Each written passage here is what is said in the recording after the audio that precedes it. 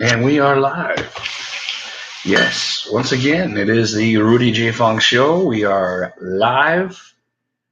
It's about 11:28, but who fucking cares, right? Um, we're gonna try another beer tonight. The Deschutes Black Beauty Porter, I believe it's pronounced properly, but we will call it Black Butt Porter or Black Ass Porter because we don't say anything right around here. We are amateur. Yeah, we're going to try ourselves another brewski, and we're going to talk about some football this evening. Some running backs, I think, was the title. Got to stick to the title, man. Got to stick to it. Stick to it, Windows. Stick to it. All right. So let's open one of these bad boys up, baby. Joey, how are you, buddy? Thanks for popping in, man. I haven't seen that Mother Earth around. I have been keeping my eyes open though, but um, I don't journey to too many beer stores. I should probably because I do this, but I'm keeping my eyes open for it because I do want to eventually. Oh, we gotta take a whiff of that, don't we? Mm. Oh, I forgot to do the description. All right, let me get my fucking Googles. Yeah, let's. Oh, wait a minute, it's right out here on the side.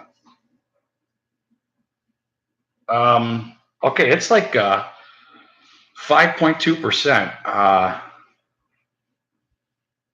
Wow, Oregon. It's yeah, from Oregon, but it says bold reputation, soft deposition, surprising balance, behold an iconic and unexpectedly complex porter that's more than meets the eye. Balls.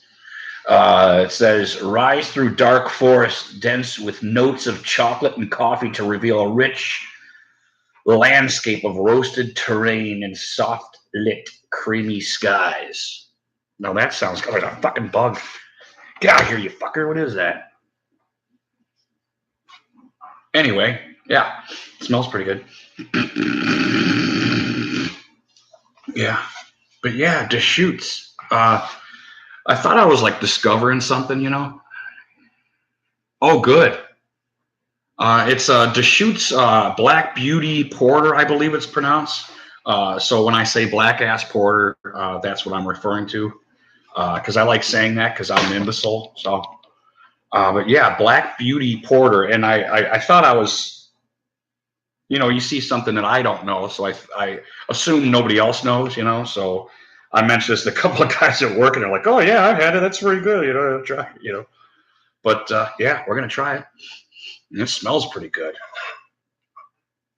Deschutes, I believe it's pronounced. Because one of my buddies says Deschutes is the shit. So I think we're going to really enjoy this. Hey, Bob, how are you, buddy? Thanks for chiming in there. Yeah, in case you didn't see the intro or skip back or anything, Deschutes Black Beauty Porter, which sounds delicious. Sounds delicious. So we're gonna give her a little pour here and see how her body looks there because we like to look at her body. We'll go 45 degrees. We are gonna. Oops, I'm getting a little early head there, so I'm not gonna pour it too feverishly, but it does look delicious. Ooh, look at that! Look at that recovery there. I like that. Nice recovery there. A little bit bigger head than I wanted to, but hey, while we got big head, we should give it a. Mm.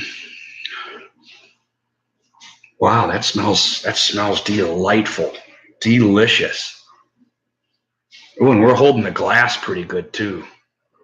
Get that kind of almost like a root beer floaty type. Yeah, I like it a lot. I don't want to mess with you too much. Don't want to release all the flavors. But it's not a huge smell. But what I do smell, it does smell like it describes. The chocolate and coffee, the roasted, that roasted kind of taste. But yeah, look at that though. I mean, that is Black Beauty. I hold up to the light there, man. I don't see shit. But, you know, It's not as thick as it looks, as you guys well know that you guys drink these craft beers. They're not too heavy. They're a delightful drink. A lot of these porters and stouts that look like they're really heavy and stuff. So, yeah, let's give her a little try here. Let the head calm down a little bit. Get to a standard level there. All right, here we go.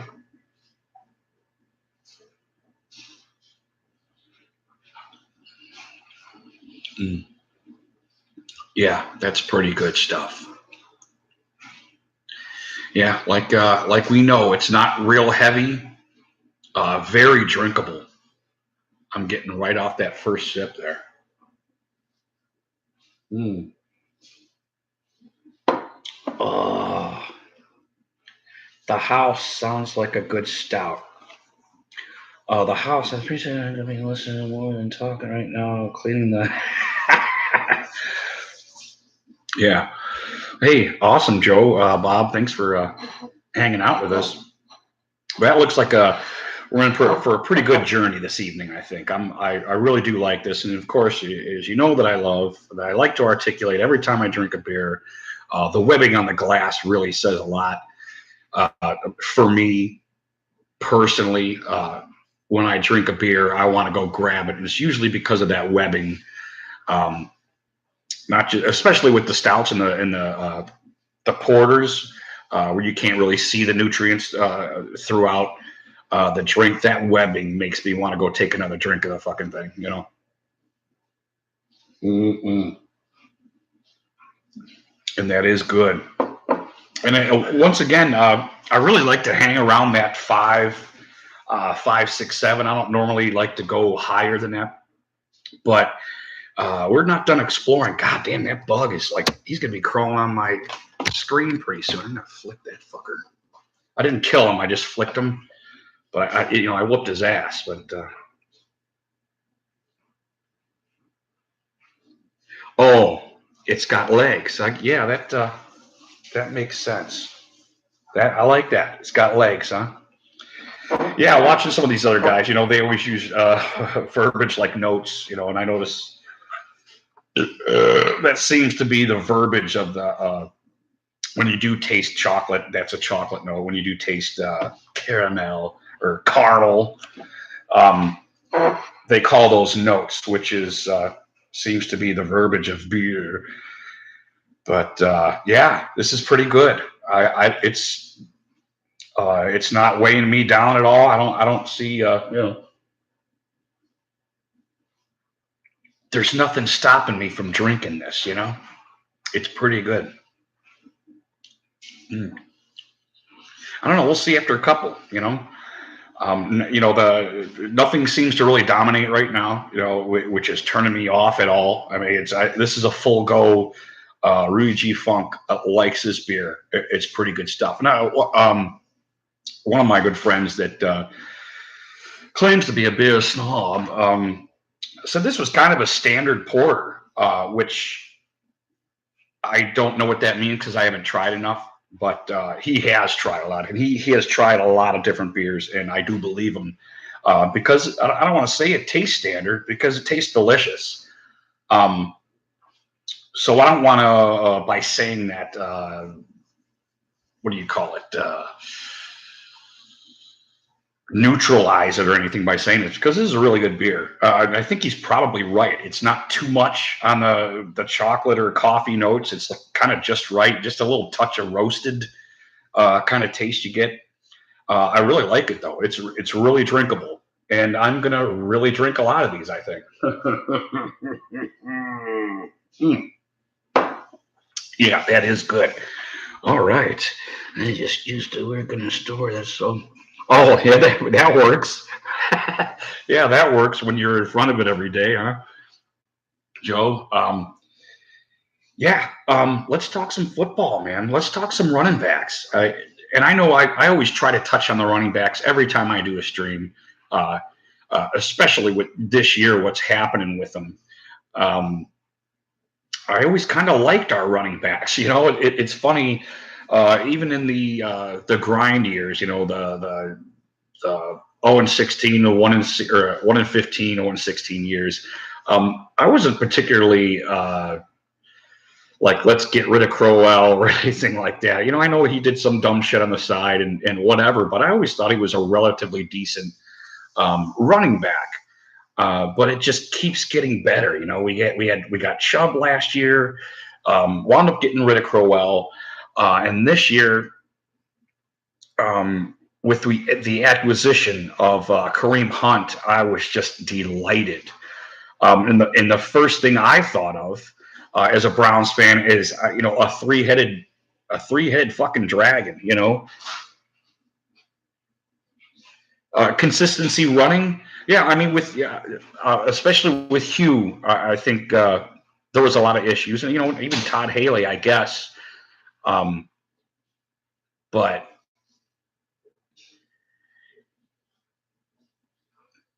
it definitely got better. I don't know, like analytically, numerically.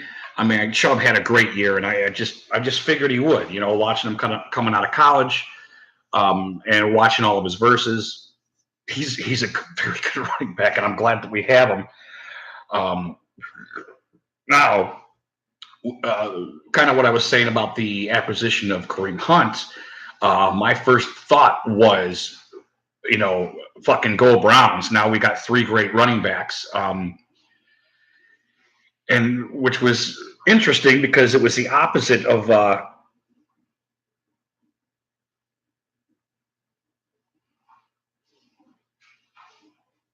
oh yeah, that's right. You guys are around Willoughby area, aren't you?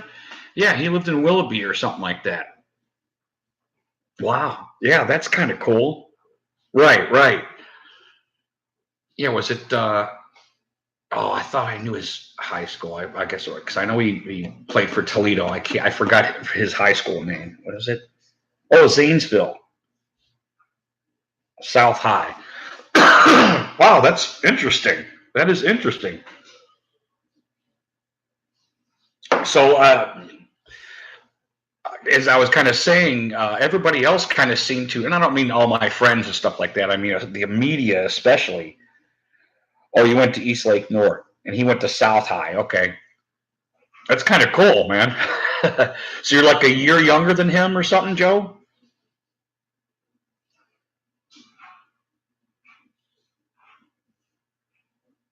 Oh, right. Isn't that neat though? Oh, you're a year older. Okay. Mm. Oh, that's good. Wow, that's pretty awesome, man. I take it he was whooping it up then. Did everybody know that he'd be drafted and stuff at the time, Joe? I mean, is that what was that the mindset of everybody? Was there scouts always watching them, or was it kind of like an afterthought? No, we're really.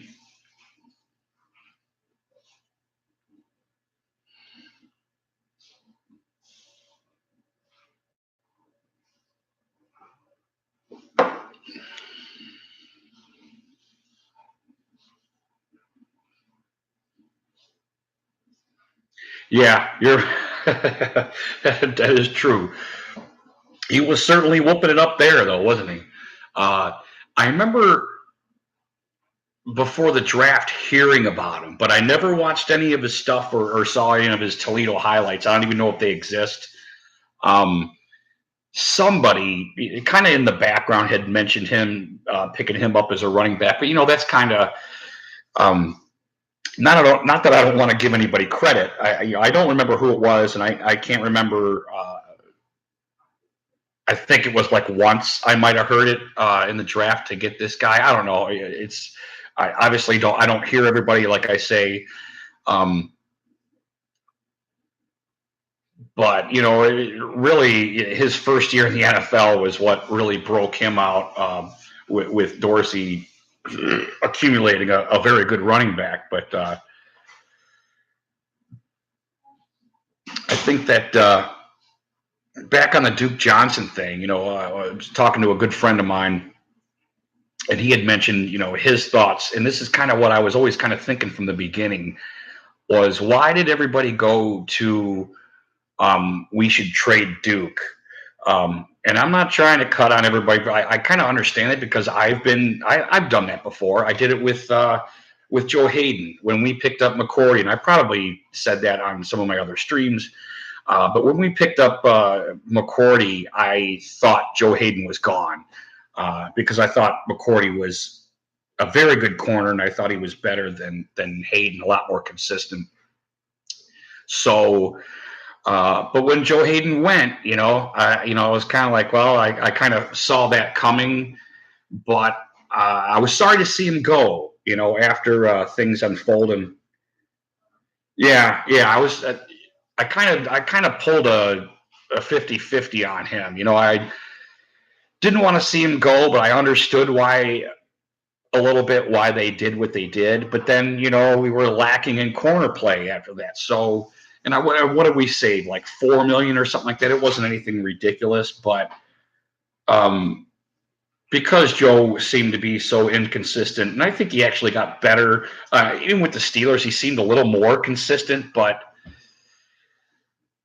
he seemed to be dwindling anyway. So I wasn't, McCourty's still playing well for the Patriots. So, but I couldn't help but be pro Duke Johnson when we got Kareem Hunt. That I did want to see, especially that we have Freddie Kitchens, and like we were talking about on some of the other episodes of the Rudy G. Funk Show, that some of this wishbone stuff is really going to be fun to watch. I think, especially if we get all three of these guys on the field.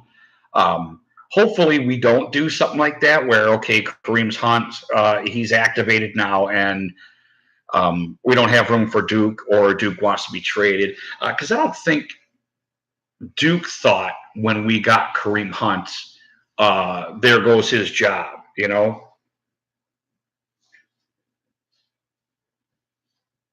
Yeah, I agree, Joe. Right, just like Mitch Trubisky, I do want, unless he's playing us, I want him to be doing well.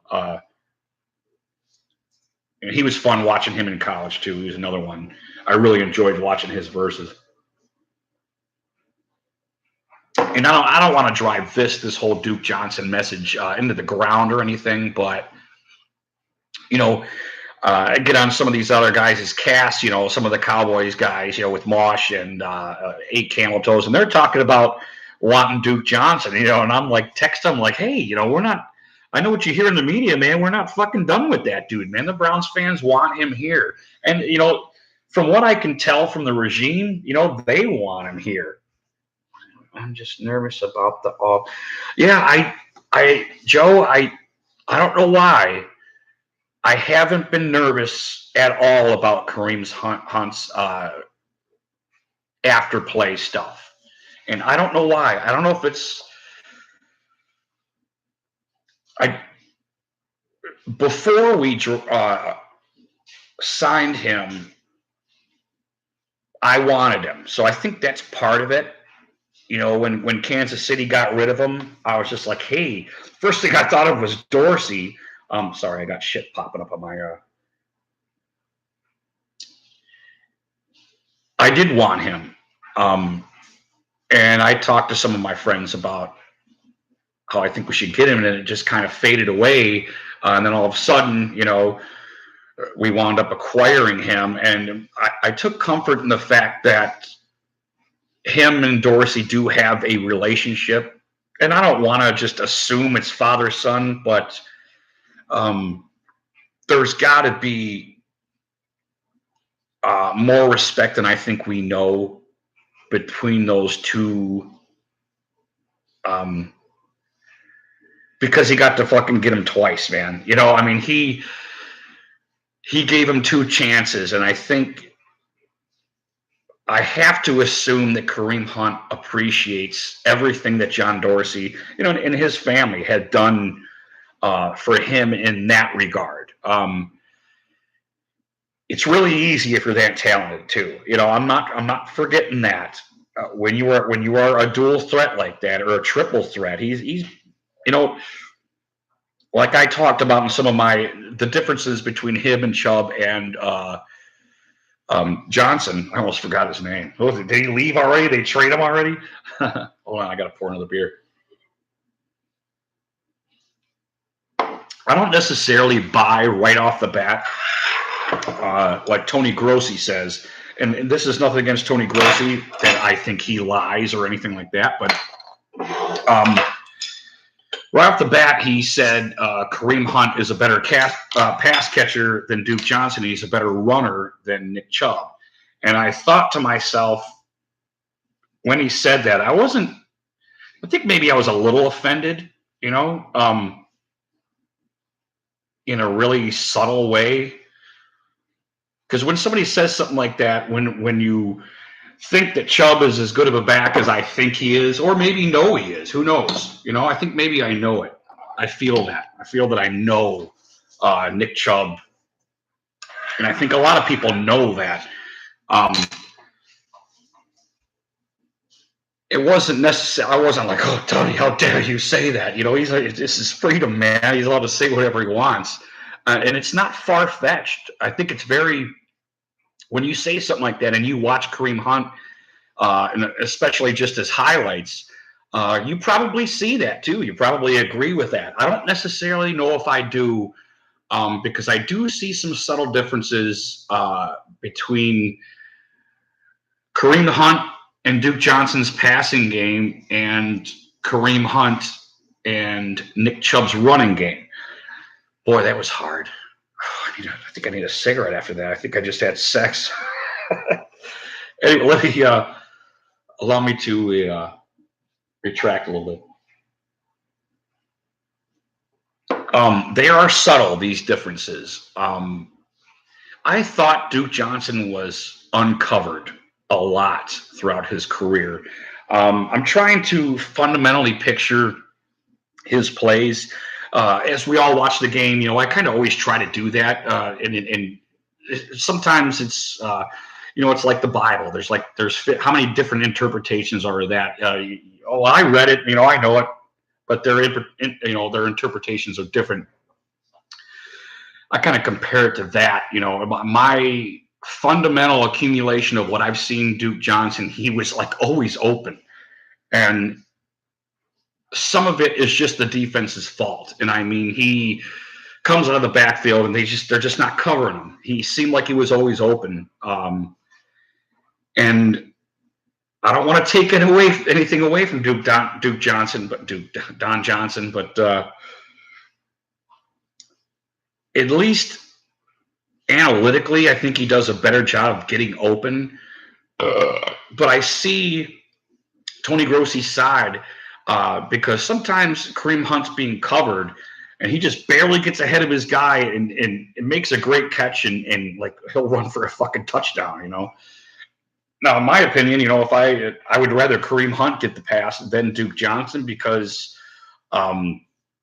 not that Duke Johnson doesn't have good yardage after the catch, or even in the running, you know, he's got pretty good yardage per carry. But the fundamental running of Kareem Hunt is much better than Duke Johnson's. And, you know, Duke Johnson's a one move back, but Kareem will he'll just keep running and turning and going forward and piling. He's so strong as a runner. His leverage is very close to Chubb's, in my opinion. But, you know, now on Chubb and Kareem as runners, I think Chubb is a little bit better. How can I say this, man?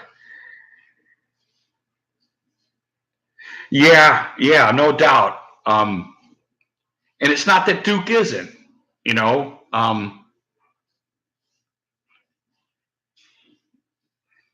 This is going to sound a little ridiculous, but I think Nick Chubb is more of a deep, dark, delicious runner than Kareem Hunt is. But I think Kareem Hunt is a better blocker. And I think I did say that a couple episodes ago with the Richie Funk show. Chubb does need to work on his blocking. Voss Lombardi does point out, and I think I did see it this year also, is that he doesn't. Well, I don't know if that's necessarily true because that's where Nick Chubb comes in because Nick Chubb is faster than Kareem Hunt. Kareem Hunt will be caught from behind, whereas Chubb has that breakaway speed, which we saw. And it's, the combine numbers show that also. So it's not a huge surprise. Watching it, though, watching Chubb, once he got a step on these cornerbacks and safeties, watch him outrun them, I thought it was incredible. And I think those are the subtle differences between Kareem Hunt and Chubb, because I think they can both be explosive. And I think they both got that. What was that? I had a leverage video or something. I think it might have been the title. I can't remember. I need to drink more beer so I can get my truth serum going. But one running technique that they both share, and this comes to making corners, linebackers, and safeties miss tackles, is they got this very subtle leverage with their arms. I mean, not just their core when they're running, but they can kind of bat guys off, man, with their arms. They just kind of stick it out with like a core leverage, and it's not huge. It's not like it's not like that, but it's just subtle enough, and it kind of those double-edged snow plows that are like this. That's how these guys.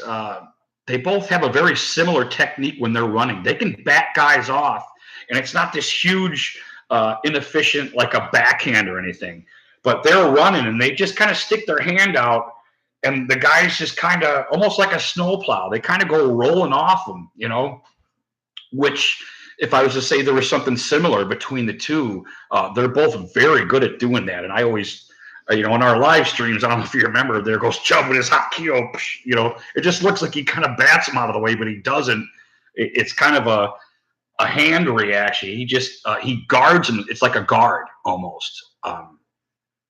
Like a snowplow guard or something like that. And both of those guys are very good at doing that. Maybe I don't want to say that. I don't want to go on a limb and say Kareem Hunt has better. I'm not going to say better leverage by any means, because Chubb has great leverage, and I think maybe. Sometimes I see Chubb digging deep when he's making a move. Sometimes he just gets down low, which is what I like a little bit more about Chubb. But I think Kareem Hunt, when he's like flailing and knocking off guys and turning and doing all kinds of stuff, he recovers a lot better, I think, maybe as a running back. I think those are the subtle differences. But I can't, and that's why I wanted to talk so much about this and talk about all those things, because I can't necessarily say that, because Chubb is still my favorite running back in the league, despite having Kareem Hunt. But at the same time, I have to kind of like Kareem Hunt better, because he brings those three facets. He's a better blocker. He scoops his guy down and he charges him. Chubb waits for him still, and I'm hoping he's going to get better at this year. He will wait for a 390-pound guy to come towards him, and it's just too late. When they get momentum going, you got to stop the momentum. And I think sometimes he forgets that. Kareem doesn't. He gets out there, he makes the block. He's a pretty good blocking running back. So, did I just talk myself into saying Kareem Hunt's better? Is that what I just did? Okay, forget that. Forget everything I said. Because I love watching Chubb. Maybe this year I'll be able to articulate some more subtleties and difference, but. But that beer is good, and I like it.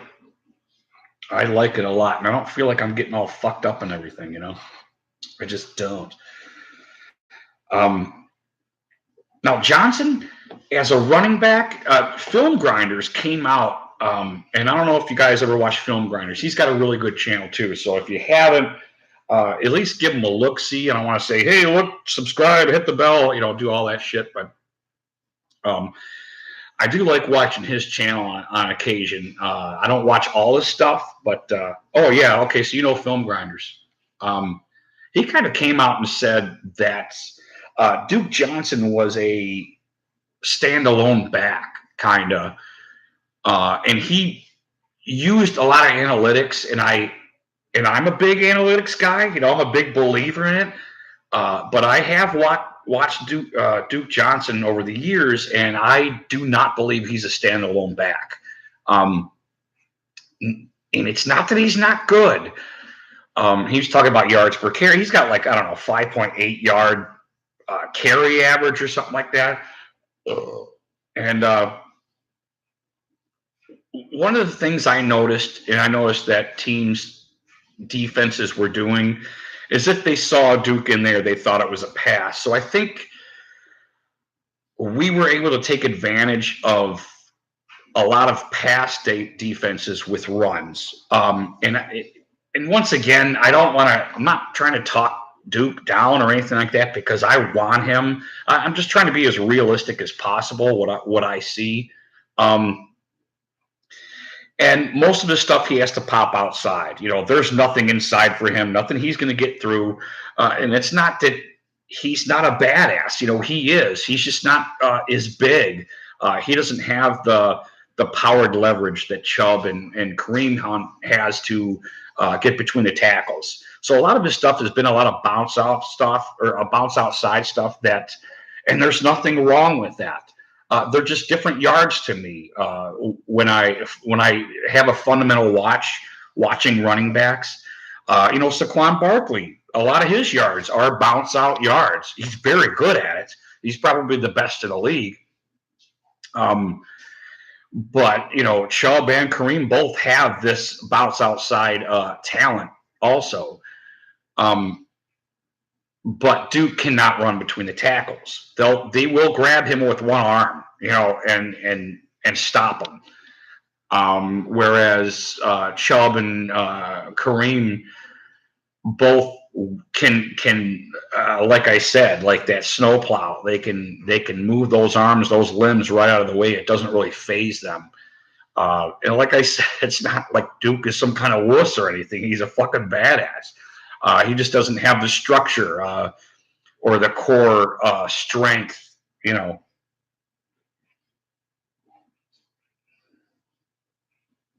Oh, running back?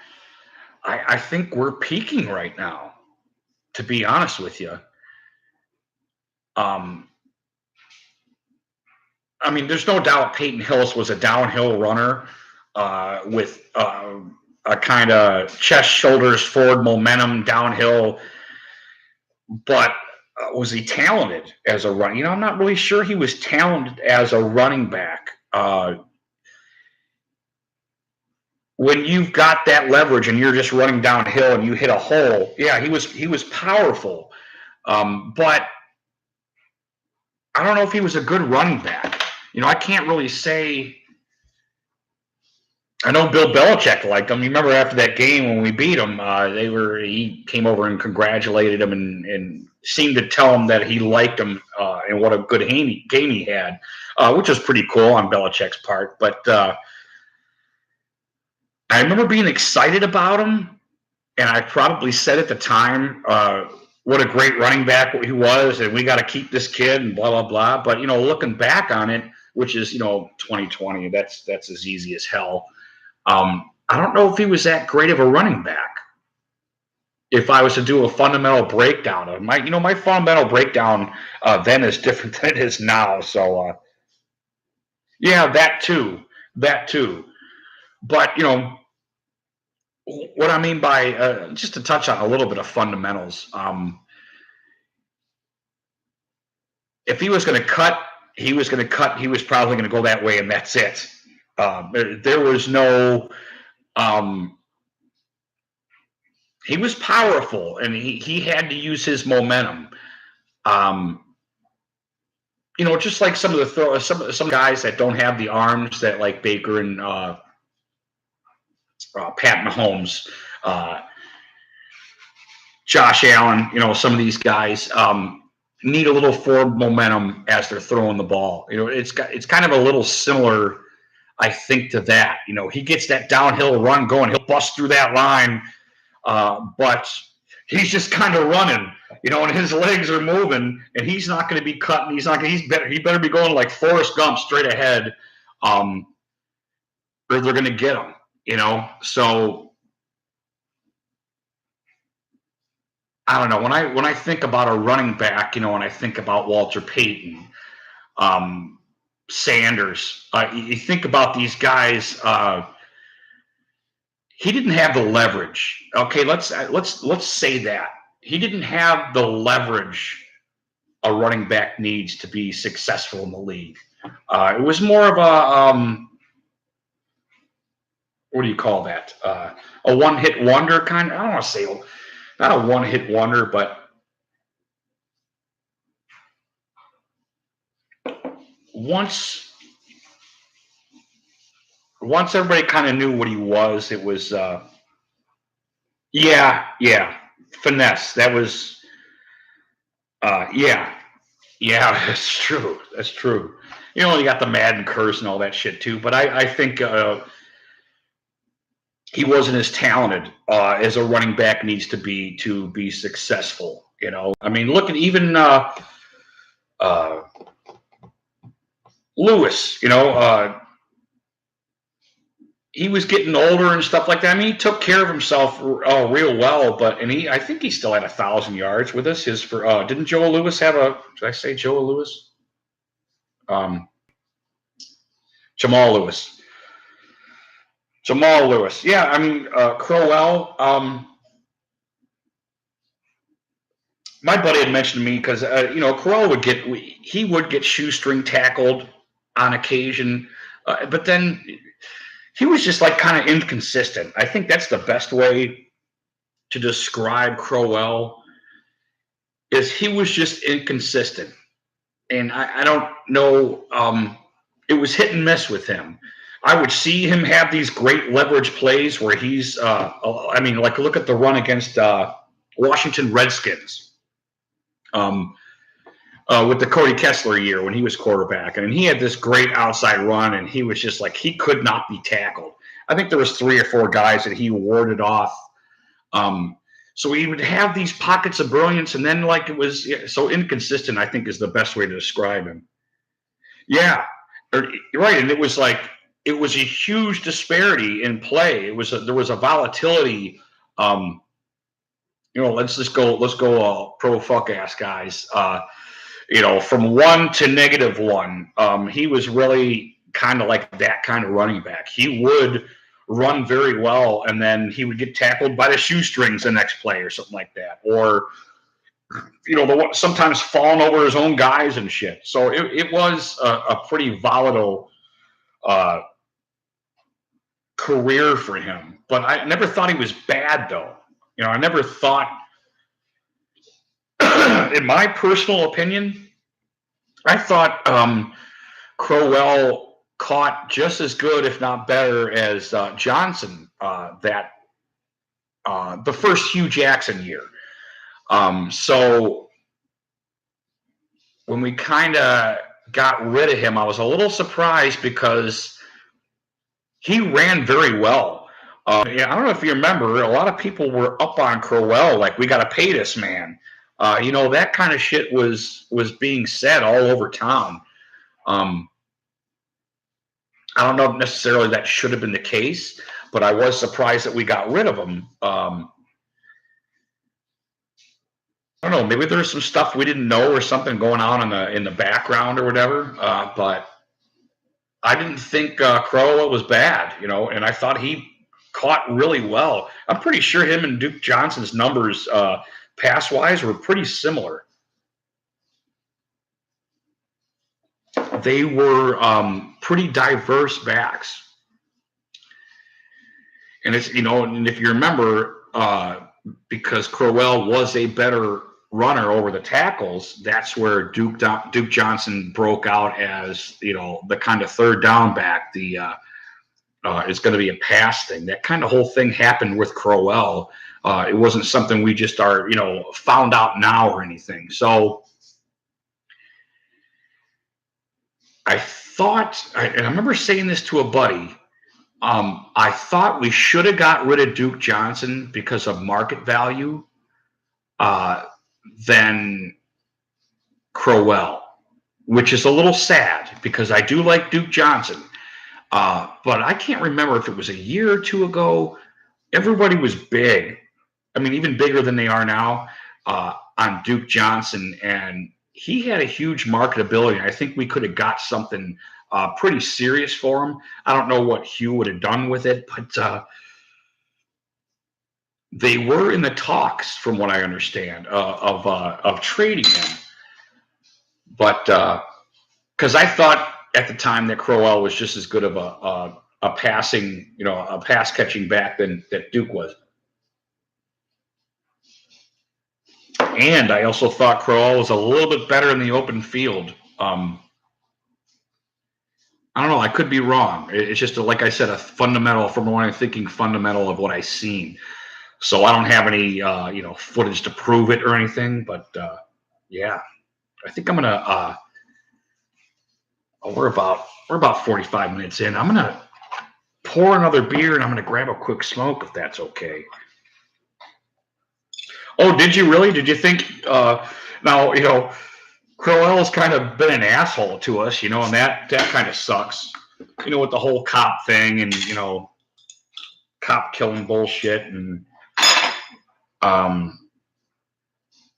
wiping his ass with the football. But I never really not liked him,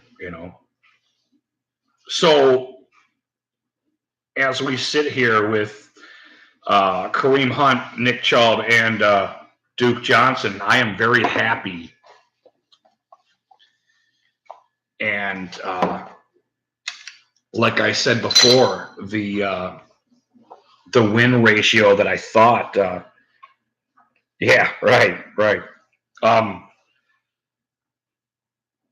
Before Odell Beckham, when we got Kareem Hunt, I was thinking 12-4. Because these boys can do some damage. And they can do all the damage.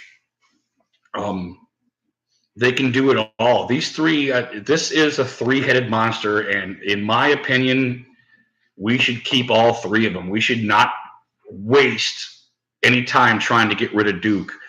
Duke has more value, I think, here than anywhere else, in my opinion.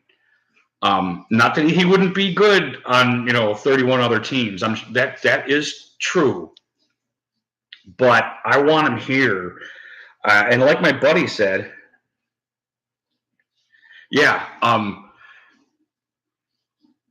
And this is something I thought about earlier. Also, is why when we're almost firing on every piston, when it comes to the team we've accumulated, why would Duke want to leave now?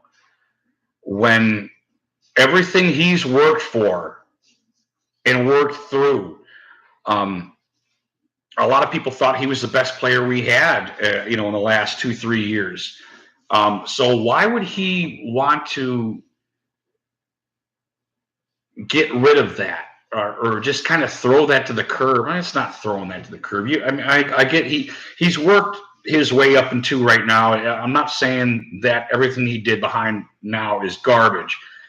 I'm just saying, but trying to keep the Browns moving in the right direction. He was part of this. I'm not talking necessarily monetarily because I don't necessarily know exactly what he's worth. I don't think.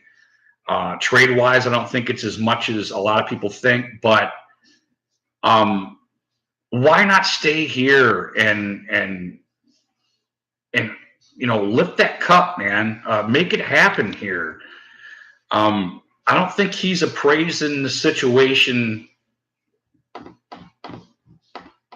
righteously. Does that make sense? Right. Right. I mean, Duke and the boys hold up that trophy, man. And we're talking dream team here type stuff. I mean, that shit is huge here. The Indians aren't doing that well. The Cavs aren't really doing that well. And I know the media and everybody kind of tries to make it like it's some huge deal. When everybody just kind of seems to be sitting and waiting for the Browns to start. And I think it's always the case, even when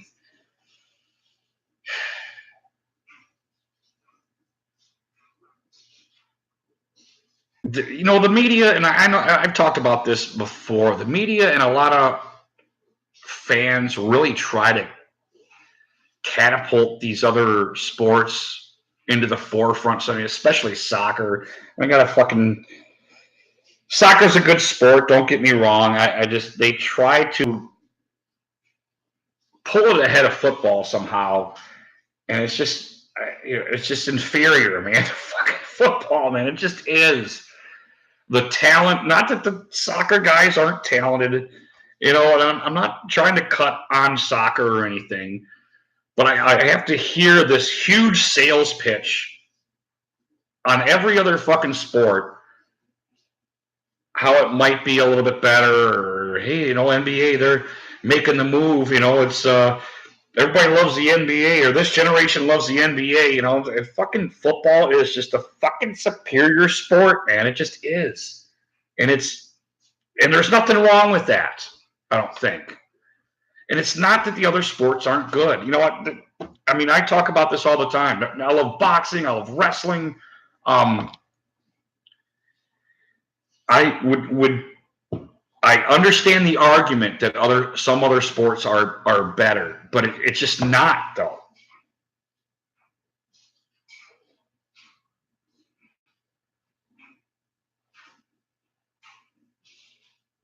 Oh, right. But it is true, though, that our media really tries to push some of these other sports as being equal. I think that's a better way to say it, and it just doesn't really seem to be the case. But hey, I'm gonna grab a half a smoke and I'll be right back, Joe. All right. Wow, is that good? Yeah, nice webbing there. Love it, love it, love it.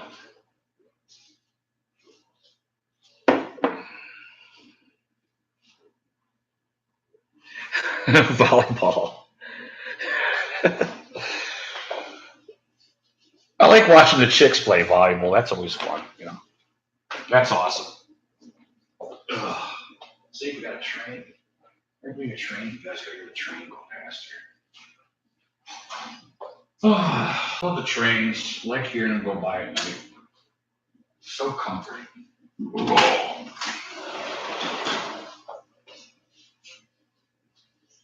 Oh, it's really quiet tonight. Really nice night too, man. I think it's like 7 degrees out right now. It's like fucking 12:15.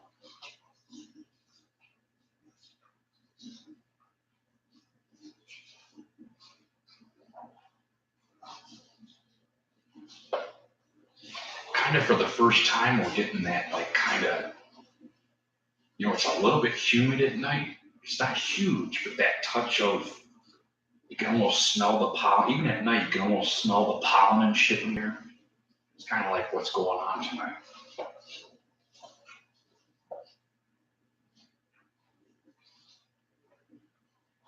It's like, it's still cool, but it's like a heavy cool. The humidity just like lingers a little bit. It's kind of neat.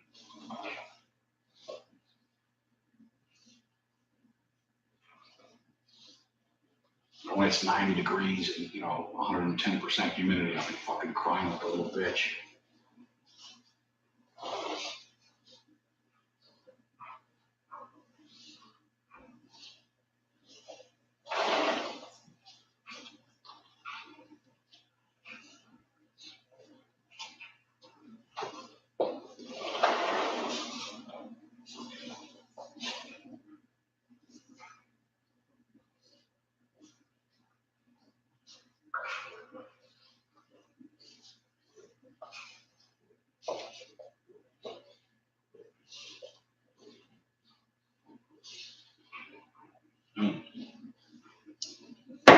That's good.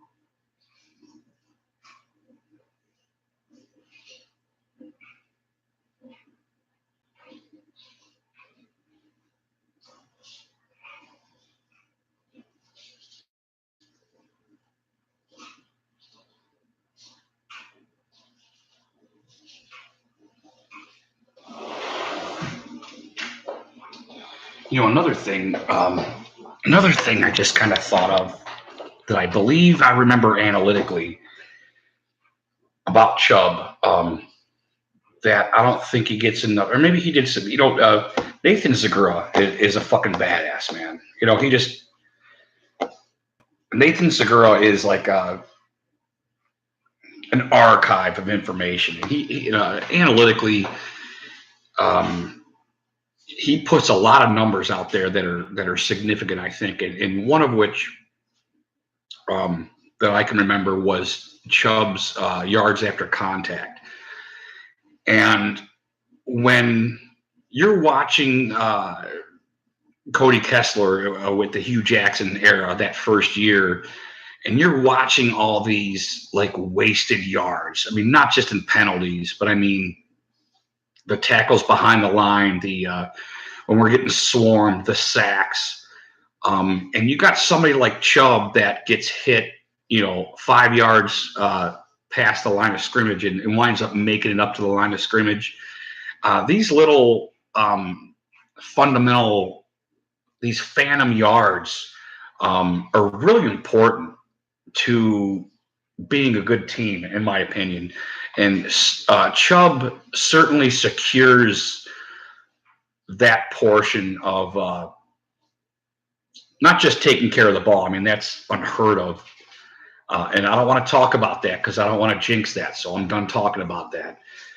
But the way he makes it back to the line miraculously, that fall forward, those yards, if you guys ever watched my Chubb videos, those when you're watching Chubb and you're saying, okay, he's down, and all of a sudden your head turns to the right because he just got like 3-4 more yards somehow.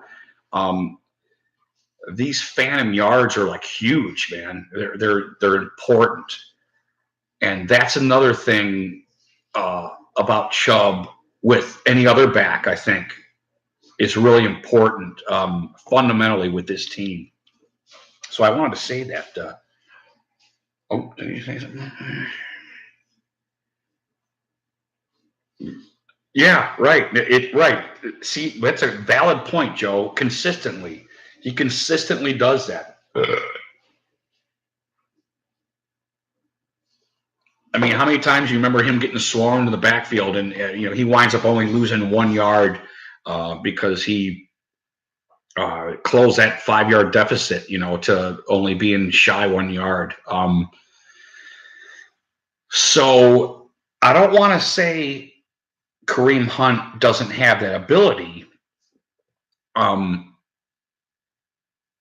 Because when we watch him, all his yards are downfield, whether he's catching it, whether he's breaking through. So once again, these subtle differences between these three, and you use, these guys are tools. Duke Johnson is a tool. He's a valid tool, You're talking about Kareem Hunt, Joe? Or who?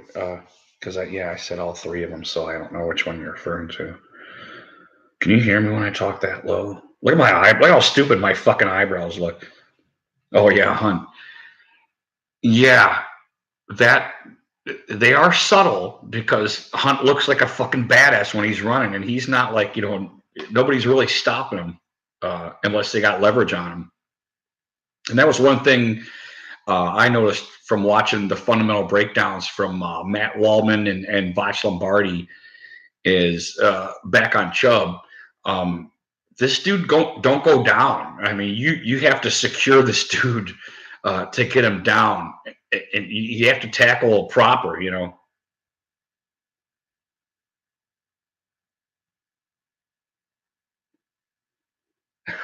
he's a freaking monster, right? So yeah, and I'm glad you said that because you bring me back to my initial point was is we have a three-headed monster here, and I say why not keep it? And if I had any kind of say, which I don't, it is to keep Duke Johnson as long as we can keep him. I mean, it's because honestly, it's because I wish the best for him. I think his best spot is here, and I think I think a lot of the fans actually agree with me. I think the media really did push this not agenda. I don't think they were trying to get Duke traded or anything. Yeah, right, exactly. There's nothing broken here. We fixed it. Hugh's gone. Um, Hugh and Todd are gone, and I wasn't huge on getting rid of Todd. I didn't really know because he was barely here. But maybe a lot of the stuff he dud. Maybe a lot of stuff he did was maybe in spite of Hugh. Who knows? Who knows what kind of fucking relationship these guys had? But those guys are gone, and I think good times are here with Freddie and the boys. Um, like I talked about a little bit last week, was I do believe Freddie is a very serious individual, despite um, the whoop-de hell and all that. I really think he is very serious about his job. I think he's very serious about his growth personally. And he does definitely articulate that almost every chance he gets on how every day he wants to get better. So I do have, and it's kind of faith-based. Yeah, it is. It is a little bit. I have to say that. Um, but yeah, it doesn't feel wrong. Um, when they made that announcement, I didn't get a like, oh God, Freddie Kitchens, the offensive coordinator who coordinated for 7 games or whatever, or 8 games, whatever the hell it was, 10, I don't know. I forget. It felt like okay, I get it. I get it. I understand it. I believe he may be the right dude for the job, despite being a Greg Williams guy. Um, that didn't hurt whatsoever. I don't think that I can remember. Trying to remember, and I don't remember ever feeling, oh God, Freddie Kitchens. I just never thought that. So I think we're in good hands. I think our very much like Pittsburgh, our offense is or offense. I'm sorry, our office. Yeah, I think our offense, which is huge. I mean, it's a lot bigger as the years go on, and you start noticing what good teams do and why. It brings out the importance of your front office, how that has to be solid. Um, and I think the Steelers are a team that just has that solid front office. They don't really seem to ever waver, despite what might be happening. Flotsam and jetsam in the sidelines with Twitter and all that dumb shit. Yeah, right, exactly. Uh, I think we're at a really great point in our history as Browns fans and the Browns in particular where um, everybody really has an understanding of what's going on. Everybody has an understanding of how we move forward and like agrees. Not that that has to happen, that everybody agrees, um, but they certainly seem to have like an outline that they believe in. And when you get different ideas and how and if they get shot down, it they understand, like they believe, okay, this is a great way to do this, this is how we do it. uh, and I have no proof to articulate what I just said. I'm just trying to um not emote, explain how I'm coming to this conclusion, that I feel that I feel that from Haslam on down, despite all the dumb shit that Haslam, it gets said about him. Right, right. Everybody feels together. Everybody feels, um, and this is why I say that the 12 and 4 plus is because that stuff we saw for the last 20 years is gone. Residue. Does that make sense? Uh, uh, in my opinion, as a Browns fan, that residue is gone. That mentality is gone. That um, were the old Cleveland Browns in that manner, I should say. I'm not drinking enough beer. I don't know what the hell's going on, Joe. Maybe I talk too much. Oh, very good, Joe. The stigma. Very good.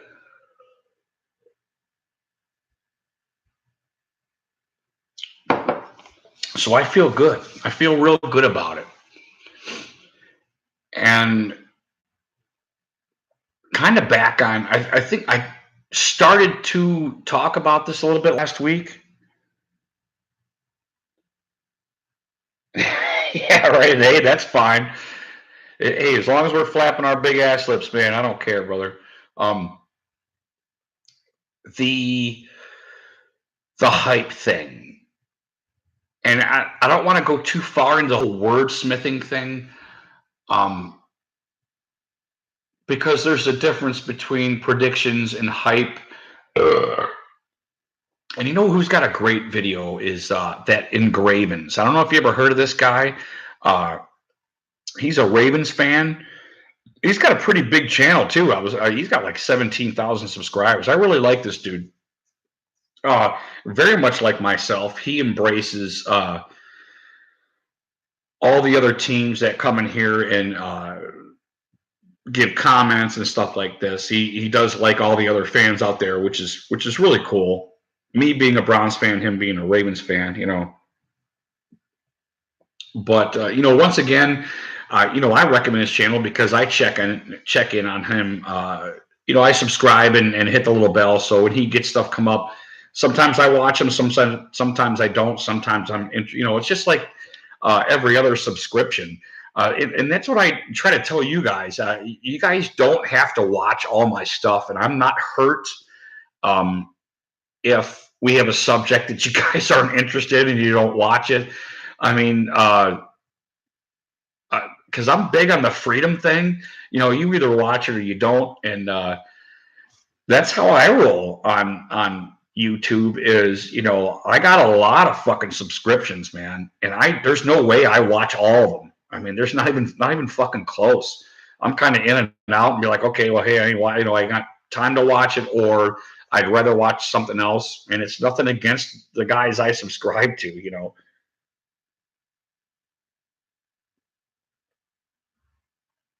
Yeah, no doubt. It's life. Like I told Joe, uh, or not Joe. I'm sorry, Ron. Uh, I think Ron feels bad because he's like probably working right now, and he's like, "Oh God, I miss Rudy," And I was like, "Dude, hey, it is hit and miss. We're all alive and have families and family that we do stuff with, and So in no way do I expect everybody to like show up here every Saturday night, because it is Saturday night. It's hard to get people to show up on a Saturday night. But I do. I have no algorithm that shows me that people are getting home from partying and they want to talk Browns or anything like that. I just kind of it's just good for me, for the most part. I'm just selfish, I'm a selfish asshole, but that's okay because selfish can get you places sometimes. Yeah, and I appreciate you guys, Joe. I do. But the whole back on the whole hype phenomenon, um, now I guarantee you everybody's not watching me, but around these predictions of the Browns being super successful, I was one of the guys that chimed in with 12-4 plus. So it is what it is. I said what I said, and I still mean it. But the media, and obviously it wasn't just me because the media ain't fucking watching my show. I guarantee it. But they really took this as long as they could. And I understand it because they're the media. I don't hate the media, but I try to gauge them. I try to watch for trends and stuff like that and try not to be a fool. I'm not no different than any other individual that has to be a little bit distrustful of the media. But this, that went pretty big for a while there, and they're still actually talking about it. I mean, if I see back on Engravens, if he's making a video about Brown's hype, it's happening nationally, and it's happening everywhere. And one of my predictions is, when we start winning,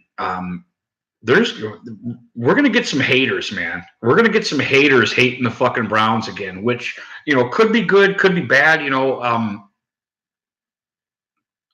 not really sure yet, but I understand both sides of it. But yeah, we start winning.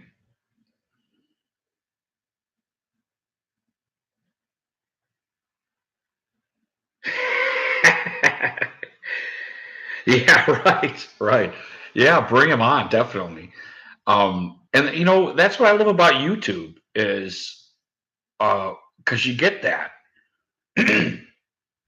you know, this Engravens dude, he's probably by Baltimore somewhere or something like that, but he comes out and he articulates his thoughts on football, what's going on in the league, what's going on with the Ravens and stuff like that. And he's got some what's going on with the Browns, because we're the same conference and stuff.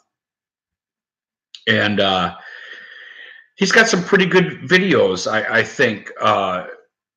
And by no means is he a jerk, especially not as much as I am. I think he calls it Team Keep It Clean or something like that. But he's always clean. He doesn't fuck around like I do. But he's always really clean, really articulate. In the layman's terms, he's he's not dropping N bombs every other word or anything like that. It's you can watch this dude with your kids, and don't watch this shit with your kids. If anybody sees this, this is not for kids. This is for adult football fans. That is what the Rudy G. Funk Show is. We are drinking beer, so don't let your kids watch this. However, then Engravens, you can watch it with your kids. He's not going to be dropping any bombs on you or anything. And I do like him. He seems like a pretty cool dude. And he's getting popular too. I'm starting to realize now I think he's got 18,000 subscribers or something like that, which is a lot, for me. And he seems like a really nice guy, nice family guy, likes the Ravens. So he had a video it might have been today, actually. Yeah, I think he had and that's fine, Joe. And once again, I just when I rattle off a lot of these YouTubers, I don't want I don't want you guys to feel obligated to do it. By no means do I think I'm master and commander or anything like that. However, when I talk about stuff, I want to make sure that you guys have references to the stuff that I'm saying, because I think it makes me sound less like an idiot. Like Matt Walram, like Vach Lombardi, Vach Lombardi is a huge Dallas guy who he kind of, I think the last time I checked, he went off on the Pro Football Focus guys a little bit. Maybe something they said about Dak Prescott. I didn't get the full thing because I kept trying to chime in on his channel because he's got so many listeners. The thing's moving up so quickly. He never really gets a chance to answer the questions that you're saying. Because you are like an ant on the moon. I don't know what's the fucking comparison there, but I need another beer and all that. But there's been quite a few times where I try to ask the dude a question, and it's just like he skips right over because there's just so many of them. But he was really mad at the Pro Football Focus guys the other day, and I was trying to take their side a little bit as to why they say the stuff that they do, or why they do the stuff that they do. And I tried to put it, because when you're just like you're doing, Joe, it's easy for me to sit here and flap my big ass lips. I can just say it, but you're texting, and I mean, how many times have things been misconstrued because you make a text and I take it differently? Because I'm kind of a text idiot. I don't know all the. Oh, it's my mouse. Get that out of the way. I thought there was something on my shirt. And the mouse arrow was right on me, like there was some kind of fucking lint or something. Anyway, so when you are watching somebody, and I'm terrible at this, I mean, yeah, I'm good at conversations, but the whole texting thing, I think, is often misconstrued as to what I'm trying to articulate in text, or it might seem dry and cold, maybe. But what I tried to get into the panel was who the Pro Football Focus guys are and what they do with their numbers. They really try to separate individuals the best they can, their involvement in the game, in obviously production, I was trying to stretch it out, give it some elasticity to what they do, because that's a simple way to say it. It's a production analytics, blah, blah, blah. But what they do try to do is separate what contribution does the quarterback have with these numbers. They really try to do that. And I think Vach, because Vach is all fundamentals. I think Matt Waldman is also all fundamentals, film watchers talking about technique and stuff like that. So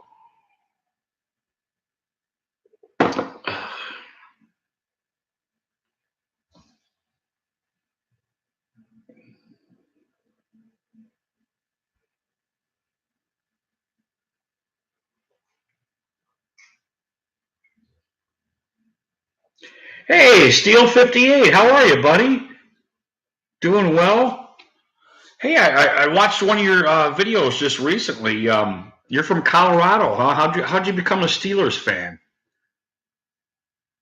If you don't mind me asking.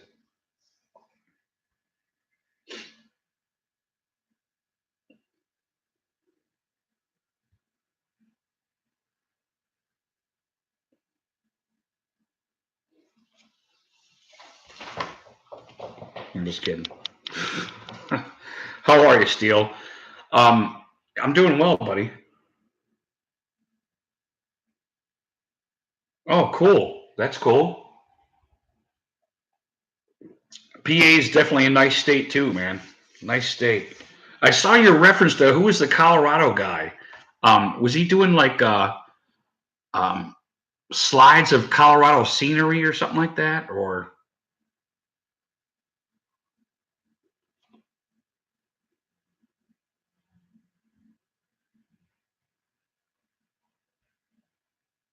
David in Colorado? That's what it was. Right, and he was just doing scenic footage or something like that. Is that correct? Because because I like all that shit. I like that outback kind of stuff, man. I just dig it. you know, and it's for walk. I'm not a hunter or anything like that. It's just for looking purposes. Not that I wouldn't hunt or anything, but you know, I dig that shit. I like the what's his name? You ever watch the Bushcraft guy by chance? Oh, that's what it was. Yeah, top 10 beautiful places in Colorado. Uh, the dude from Alaska, his name's Bushcraft something. I subscribe to him. I love his stuff. And Jesus Christ, how could I fucking forget? The fuck is that guy's name? Jesus, I'm an idiot. Sometimes I just can't think, bros. I'm telling you. So you know what? I'm not a big traveler, man. I'm not a big traveler. I live through YouTube somehow. I like to see, but like you pointed out, Steve, I like to see these guys that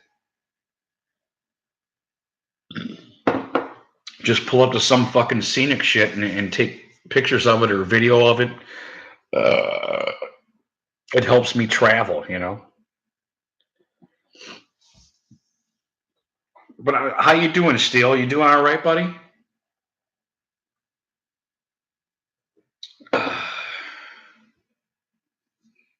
Joe's doing real well. He's doing real well.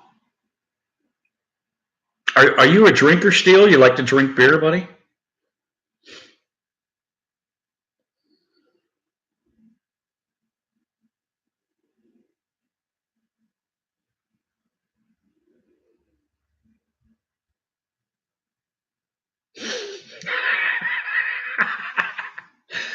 That's funny.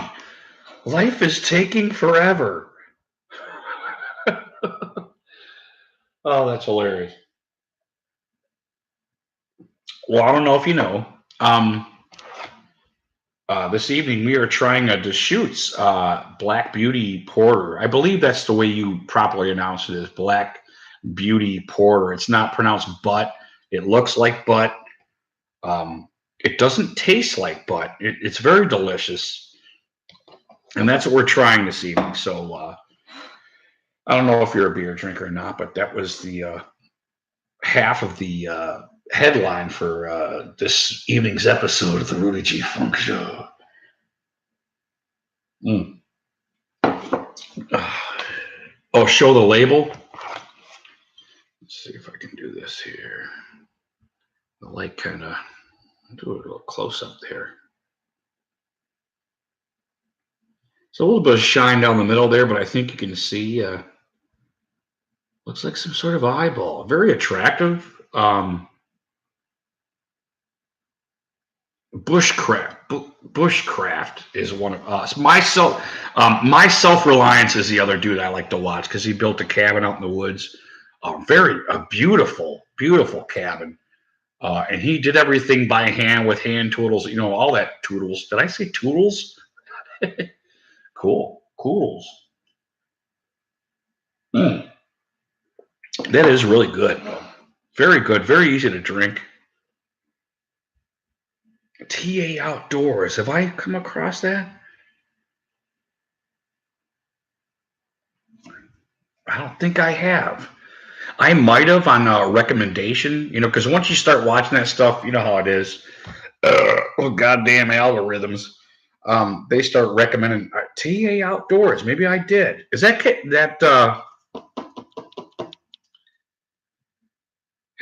this doesn't? It's not much, but is he a young, long-haired dude that always wears that gray sweater type thing? where he'll go out and he'll he'll pitch tent somewhere, cook his dinner and all that shit and camp like for the night. Is that dude? Oh, okay. Right, he's a younger dude, but he's got the kind of the beard, the old werewolf, long hair, beard ensemble,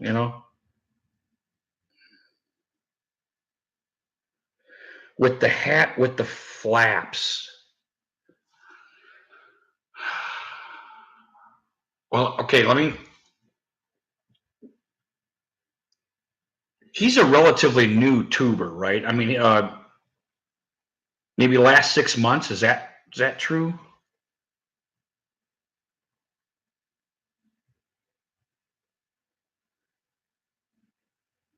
Well, what's that, Steele?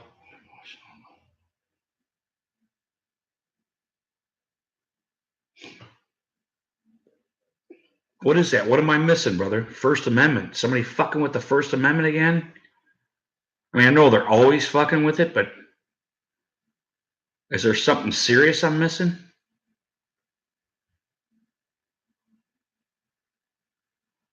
Meh. Meh. Is that how you say that? Meh.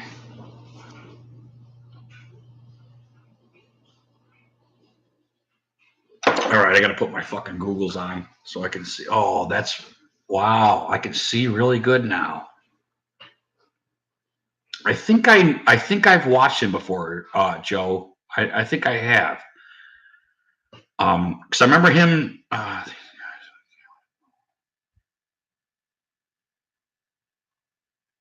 Oh, they pick up some cool shit. I mean, did they get far?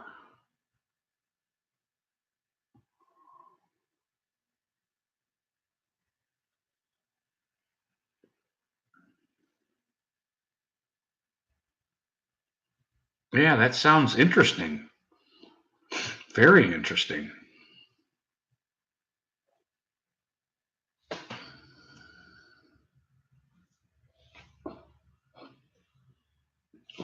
You know what I really dug? I got on. There's this chick that I subscribe to. Her name is Truth or Talk. This really hot black chick. But she was big on the. Oh, Bob, Bob. Your name's Bob, so I'm bobbing. Yeah, we're ready for the season. But this Truther chick, or I think it's Truth or Talk, is her. She's a YouTuber. She works at a hospital. I think she's probably a nurse or something like that. But she's really big on being against these vaccines. Why was I talking about that? Oh, conspiracy theories. Um, because for the most part, a lot of them for me is just kind of like a getaway. I like hearing all the extra facts. I like taking stuff in a different direction. Some of them I believe, though, you can't help but kind of get hooked on some of them. You hear so many facts about a certain thing, and it starts to no longer be conspiracy to you. Um, and this chick rattled off a lot of facts that I'm not concerned. I mean, who's concerned really as much as it sounds that people are concerned about stuff? Yeah, right, right. Um, but she had a lot of facts, and I do like her. She's not a clown or anything, and she's in the industry, and I don't think it's like some kind of just kind of sales thing, trying to get as many tubers as she can. But she sounds like a relatively intelligent human being. But I just kind of want to articulate how I am with conspiracy theories, because I've seen some pretty uh, serious stuff that I was like, I became a believer, and one of which, I don't know if you guys ever heard of Blackstone Network. You ever heard of that guy by chance? And he's a real reporter, um, and has family. I believe his mother was a famous judge in California that everybody knows except me. And he wound up becoming a reporter, and he's got a series on YouTube or YouTube. He's got a series on YouTube about the whole devil worshiping thing. I mean, from Hollywood to politicians, the elite, the Illuminati, everything kind of ties into that. And man, that it was very informative series that and I'm talking series where he had like 12 different episodes of all the stuff, and he kind of connects them all between the church, the Catholic Church, all that stuff. And there was just too much proof where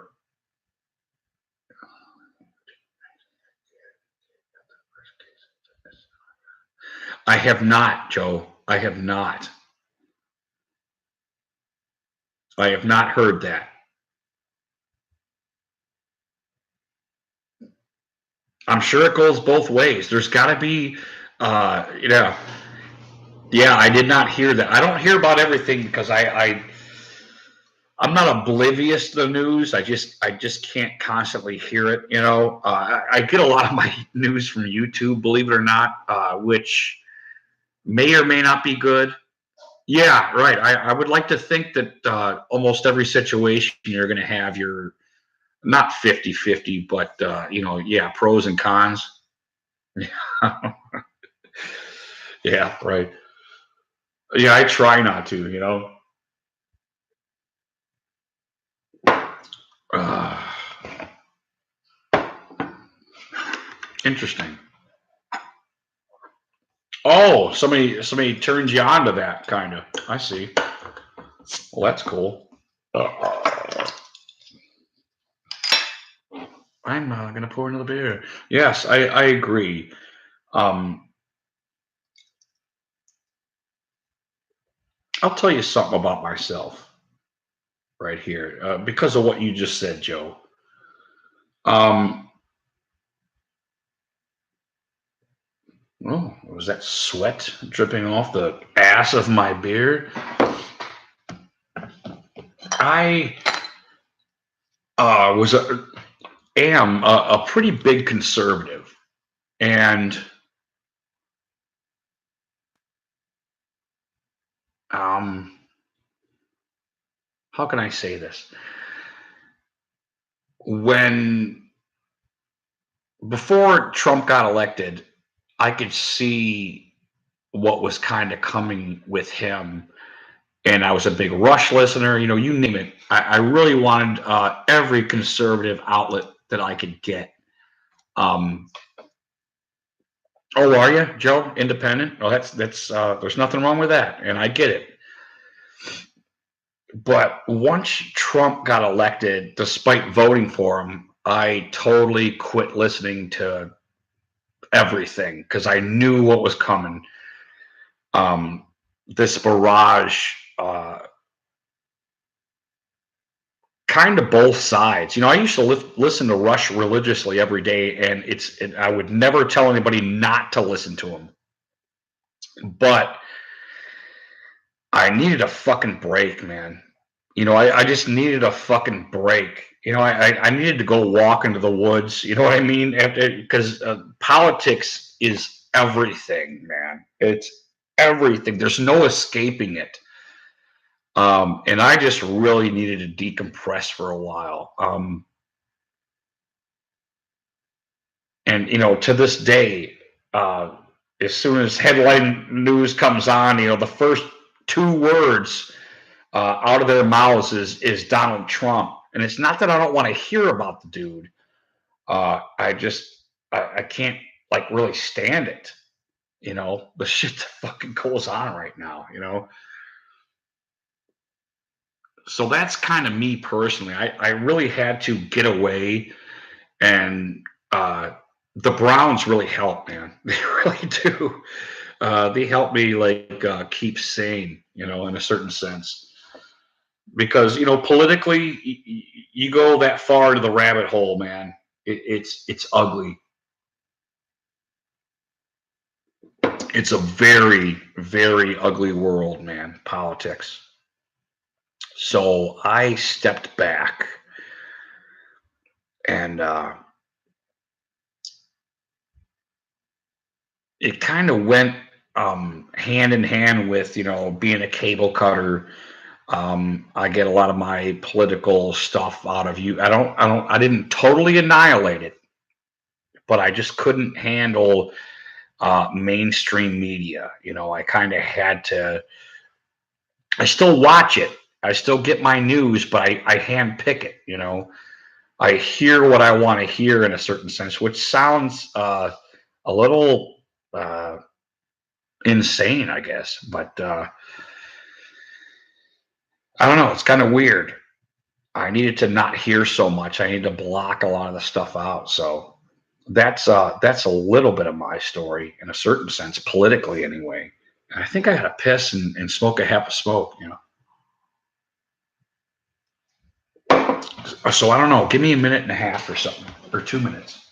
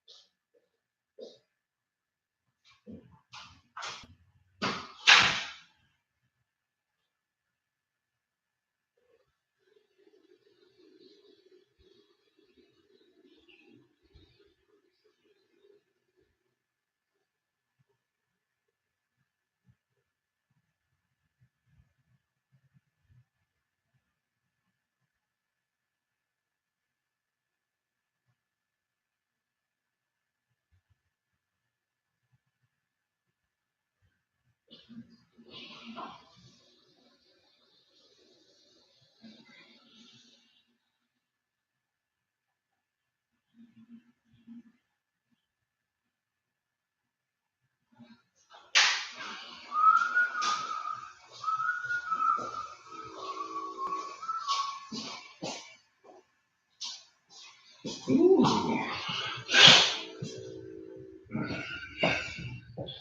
Yeah, I'll be right back. I'm gonna grab a smoke.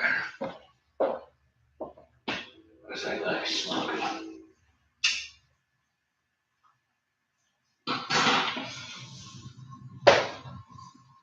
Yeah, it's cool. Here comes the train.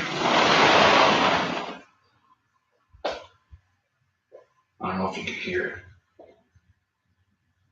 Hopefully it's loud and he'll fucking squawk his duck before he hits the track or the crossroads. Did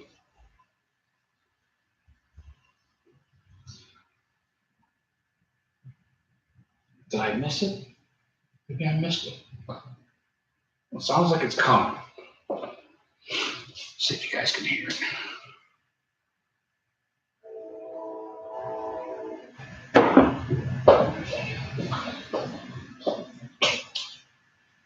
Oh, it's coming.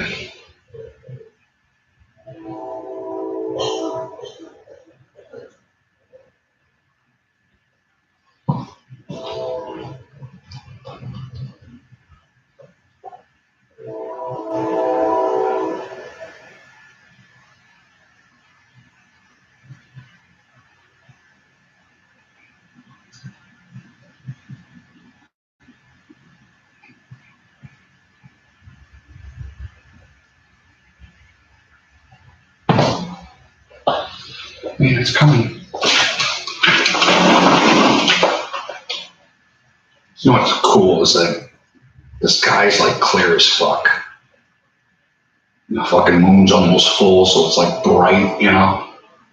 You see it through the trees.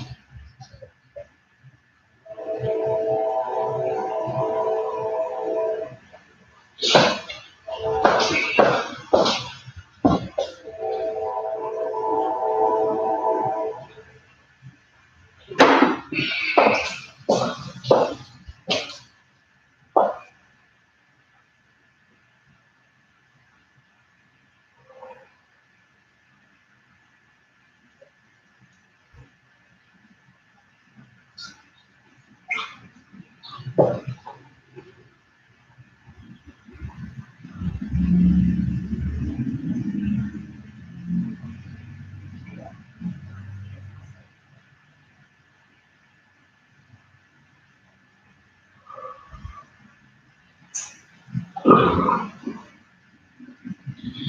can hear the toads. We get a lot of toads around here, and they're awesome because they fucking kill all the bugs and shit.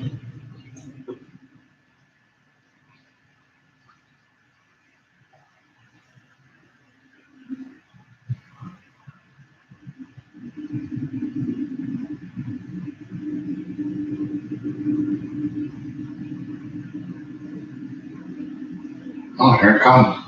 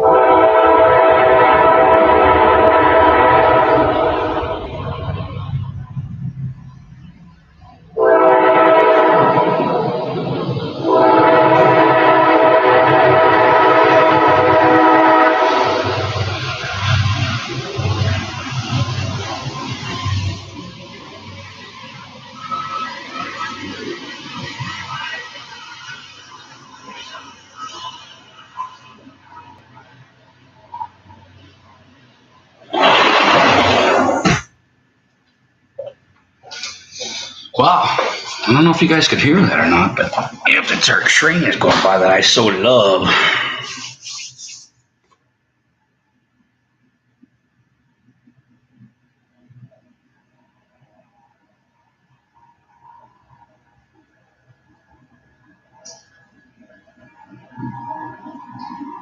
Okay, wait, I gotta start.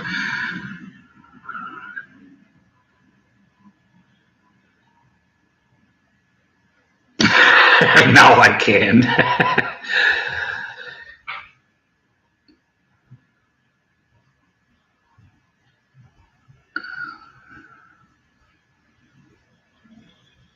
Oh, they're a frog because we get a lot of toads around here. Um, that's kind of a little bit of our yard thing. We really like the toads because they're great hunters. Um, I used to knock down beetles off our screen for them, and they used to hang around a lot. I'd like to have one of those. Trying to talk the old lady into maybe building like a toad sanctuary. I know there's these things you can make that they'll stick around and oh, these are big. These are like in your palm. We get the little ones first, and then they get big, and they're big, dry. They're like that big. They're big. They might be brown. They're like a green brown, like a military color almost. Um, yeah, I think yeah, you're probably right. Right, you hear them around ponds and all that stuff.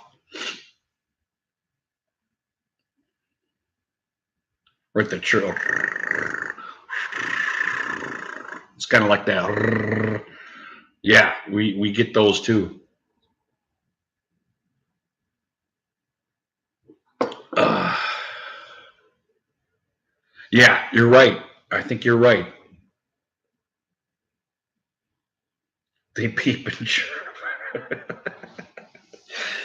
Yes, they do, and they're awesome. It's comforting.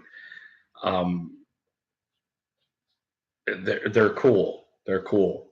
Spring is cool. The birds are a little annoying. They're fucking loud and shit. Yeah, right. The peepers they're comforting.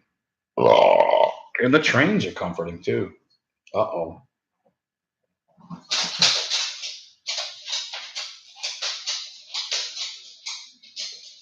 Somebody needs let out. You need let out, Moo Moo.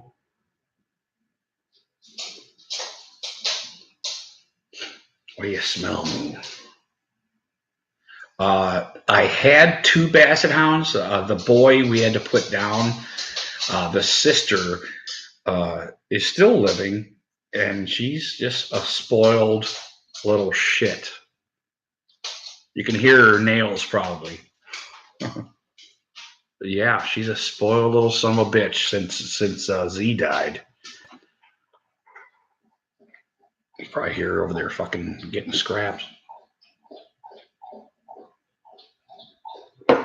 But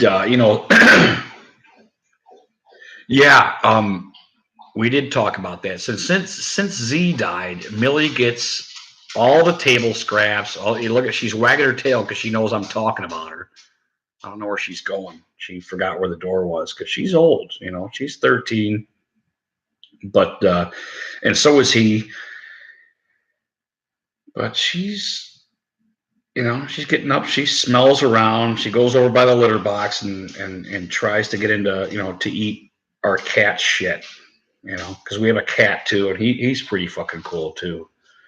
He's a pal. Millie, you're at the wrong door. You want to go out? Come on. I gotta let the dog out. Excuse me. Yeah, that is pretty good age. That's where. Come on, Miller. Let's go. Come on. Come on. Atta girl.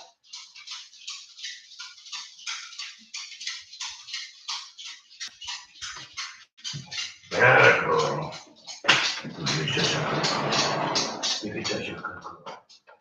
Go on. Chicken nips.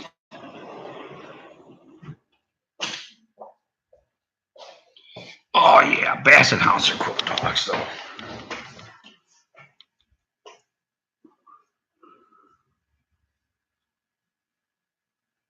That's a hell of an age for a basset.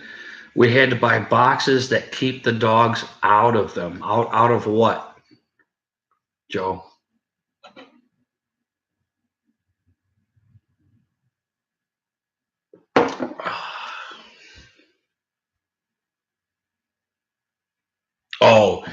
Oh, yeah, we have. We got the litter box under our utility tub, but we keep one of those child gates like set diagonal, kind of like this, up against it, so the cat can still get in there and do his stuff. And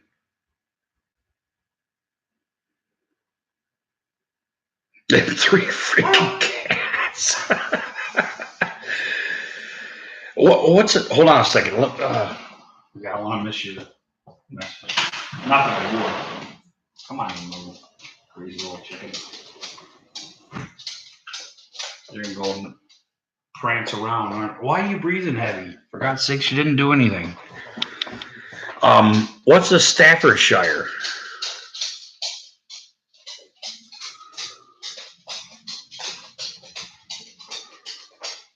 Oh, okay. Yeah, I see where the gate wouldn't work. Oh, really? Oh, so they got the stock and the muscle head and all that stuff, right?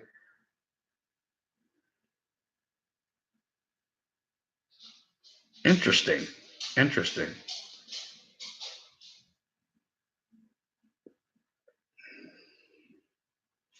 No, oh, you think you mean he's like portly, like tubby kind of, or just like a large? It's a large, or oh, okay, all right. It's a large dog. It's a large breed. Yeah, because pit bulls don't get, or maybe they do. Maybe they do. Yeah, they do get big. They are a large dog, right? I mean, classified wise.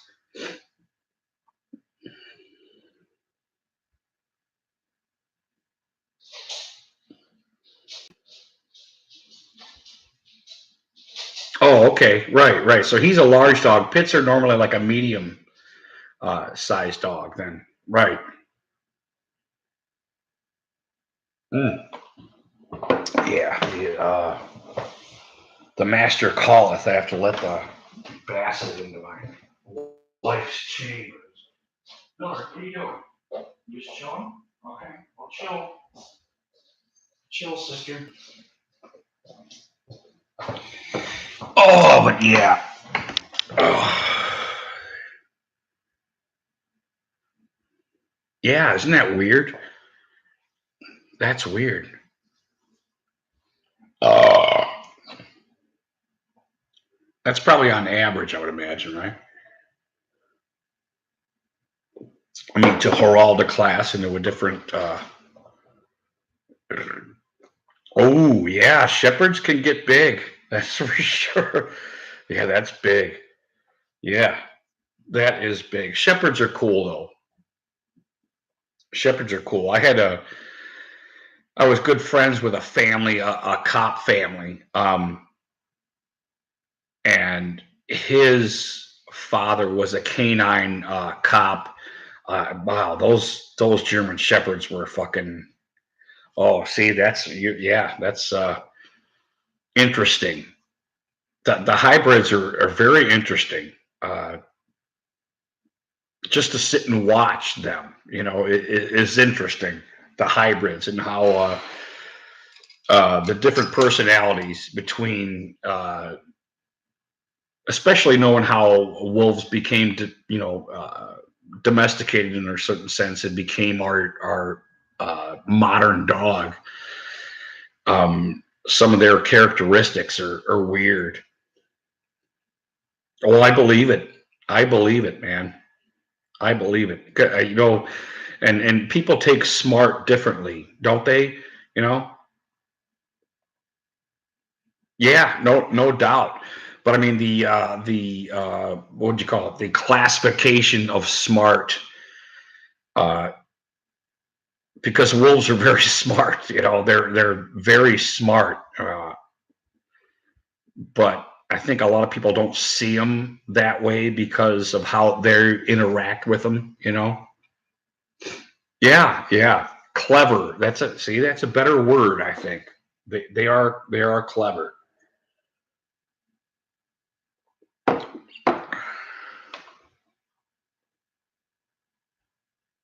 Yeah, certainly.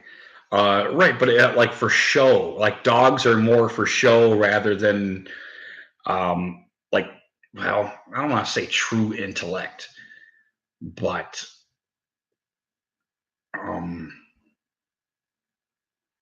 wolves almost seem to have the yeah, right, yeah, that's like wolves have like a trust factor that a lot of domesticated dogs don't have. Um, they're smart enough not to totally trust in a certain sense. Does that make sense? Did I say that correctly? Maybe I did. Maybe I did. I don't know. Did I articulate that correctly? And it makes them interesting, you know?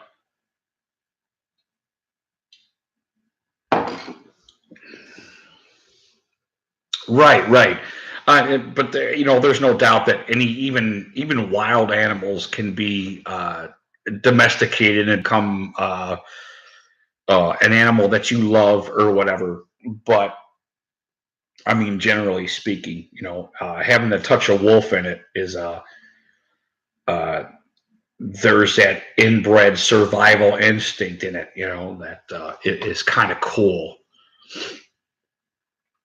But yeah, definitely. No doubt. I like a lot of. Yeah, yeah, it's coming, isn't it? I see more and more Fox stuff on YouTube. Uh, and they're always doing dumb shit. Yeah, because they're because it looks like they got little gloves on. Yeah, raccoons. Because yeah, I got a hunter buddy that can't stand them. Yeah, he can't stand raccoons because he says they're useless animals. So why not domesticate them? Keep them out of your fucking garbage. Right? They're bandits. Yeah, they're bandits, man. They're hamburglers, man. No doubt. That's hilarious. Oh God. Wow, that's awesome. Yeah, they're pretty cool creatures, man. They are.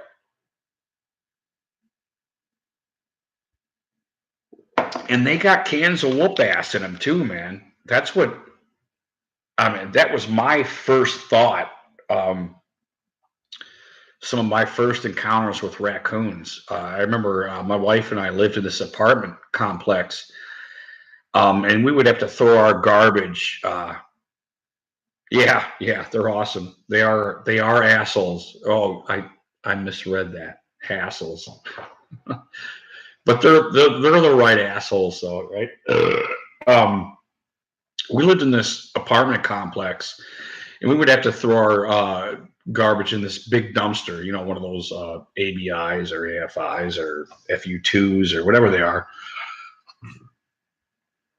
And so once a week, or not once a week, but I would, go out, walk out to that big dumpster and throw it in our garbage. And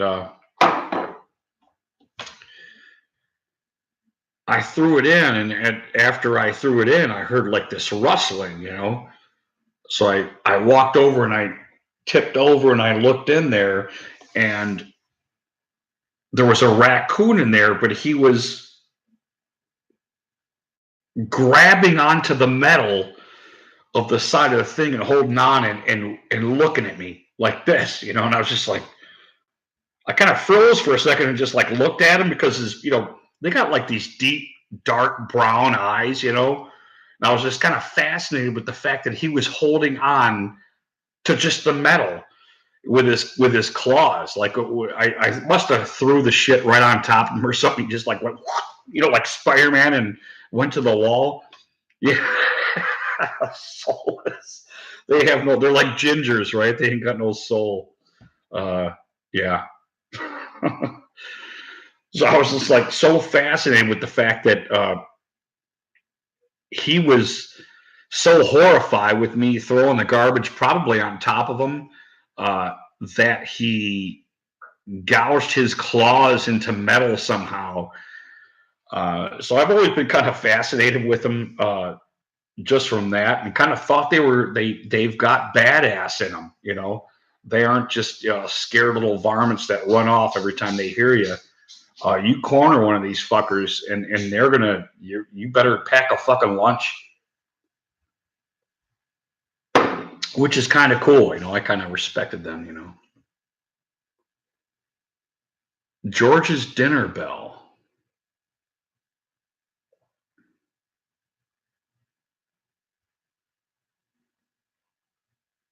Oh no shit.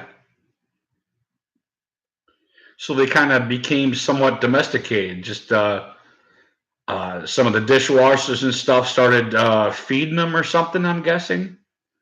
No, I never heard of that.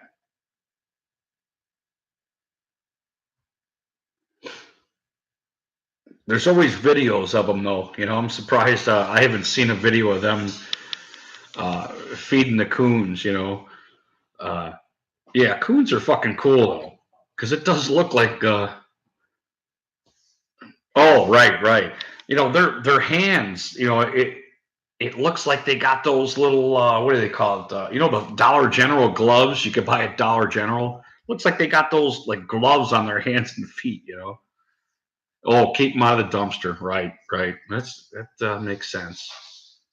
I think they do have the right. They have five appendages, don't they? Yeah, they're pretty cool. Oh, here comes Miller. Want to go back up, sister? What are you doing? You come see me? You come see me? Okay, you good girl. I know you sweet. You want me to do your ears, don't you? You big galoot. There you go. There you go. I know. I don't know why her. I think she gets overloaded with wax or something, and she likes me to do her ears. Not just because You're a basset hound. You like me to do your ears, but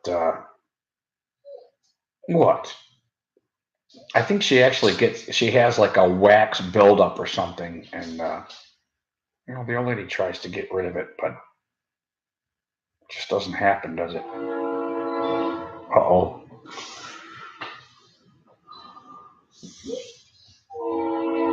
Right. Valid point. You want to go up? Come on. Come on. You go up. Come on. Let's go. Come on. Let's go. What are you doing? You're just sitting there. Well, you're whining for something. What is it? Oh, you want to go outside again? Okay. I think she needs to go outside again. So I'm gonna smoke a half a smoke. Give me a second there, bro. Come on. You coming out? You're on the train already? Where are you going?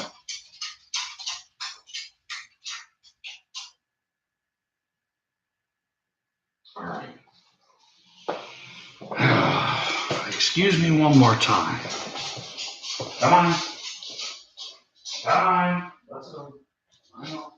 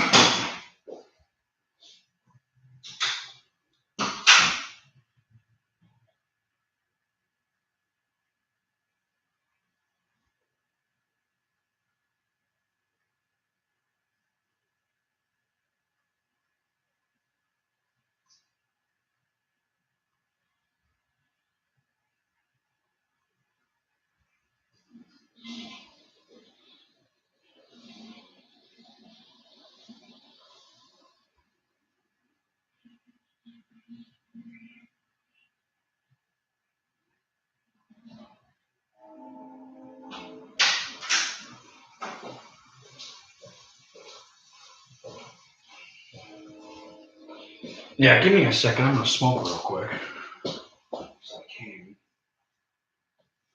Give me that. I got robbed.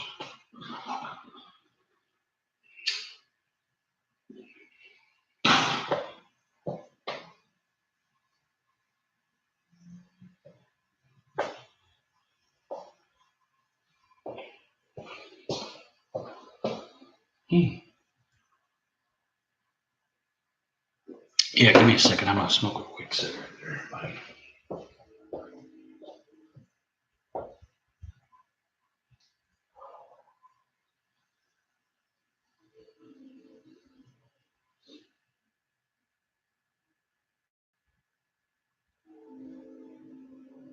God damn, here comes another train.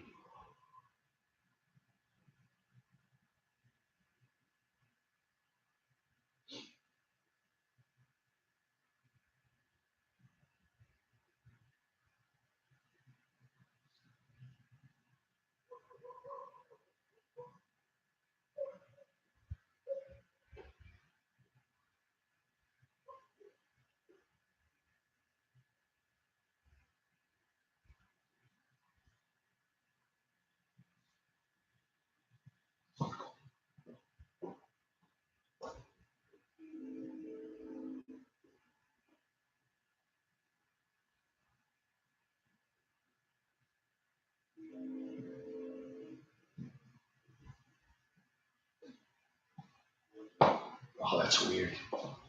I could swear it's for somebody walking on my driveway. I'm hallucinating.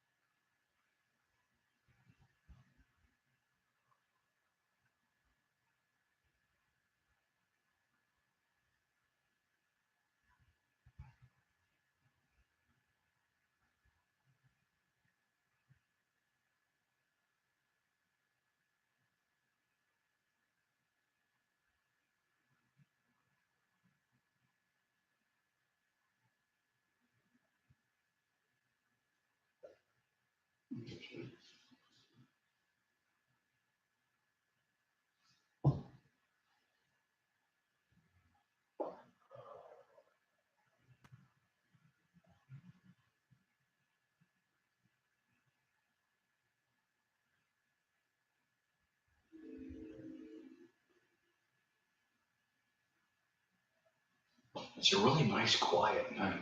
That's for sure.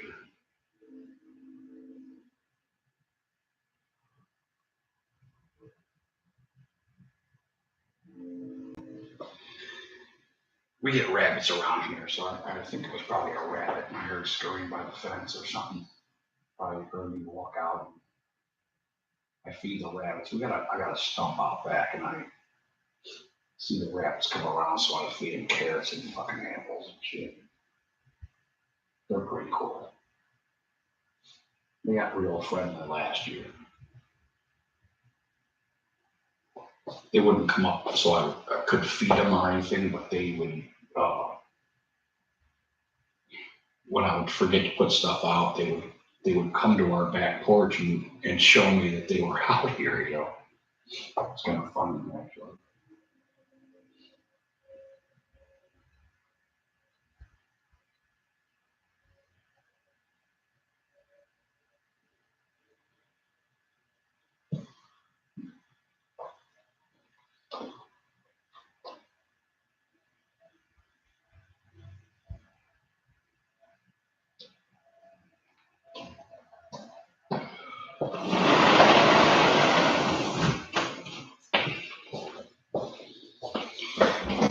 Yeah, it was funny. Everybody kind of made fun of me in a certain sense because I would.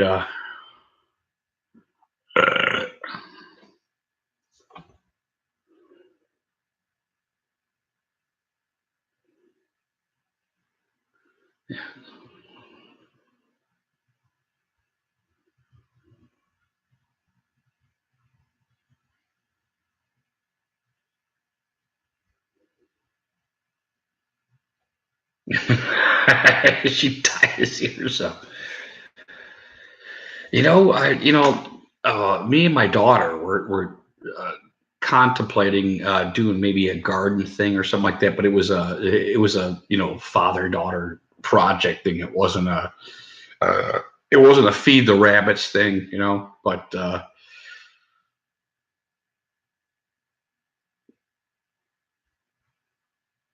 yeah, I don't have like a problem with the rabbits. They for the most part, because the back portion of my backyard gets a lot of weeds and stuff. They got a lot of stuff to eat, ultimately. But I liked having them around because they would show up by my car and stuff. And I'd be getting up for work. It's pitch black out. I'd be walking up, and I'd walk up in my car. They'd be scurrying away, so they were always kind of around. Yeah, I agree. I agree. You let God take care of that shit. Or nature. However you want to. But they were always pretty cool. The rabbits were, and like I said, my wife and I'd be sitting here, and I'd look through the sliding glass door, and I would see one of them sitting there. And as soon as I looked at him, he would like scurry away, like, "Hey, we're out here waiting for your fucking carrots." Oh yeah, we get a lot of wild turkey around here too. We got some farmland across the tracks there. We would get like a lot of them. Oh yeah, yeah, exactly. I thought they were cool enough to keep them around and right. So that's what's hilarious. I think we talked about this before that I had mentioned the old lady. I was like, hey, it's not terribly expensive. Why don't we get some carrots and start leaving them out for the rabbits. And she was just kind of like, who gives a shit, basically. Uh, and she's not particularly, a material girl or anything like that, but she was just kind of like, it just wasn't her thing. So I went to the grocery store and I bought, and the carrots are fucking cheap. I just bust them up. Bust up one. I put them out there. Probably last 2 or 3 days. And but they started coming around, and before you know it, we're watching them. And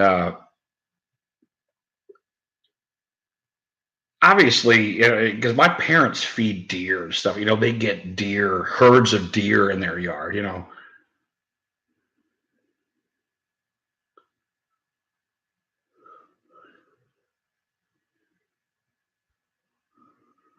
Oh, right. Right. It's a little bit addicting. There's no doubt about that.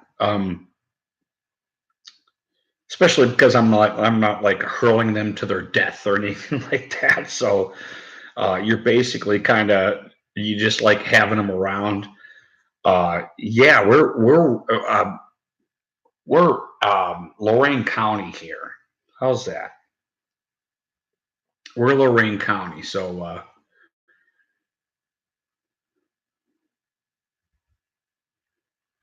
right. But then right, it's funny how everybody kind of comes around on nature in a certain sense, which is cool. You know, yeah, we're in Lorain County here. We get lots of deer. There's hunting restrictions on a couple of the cities around here, so um, I don't want to say a lot because I don't know how to quantify that.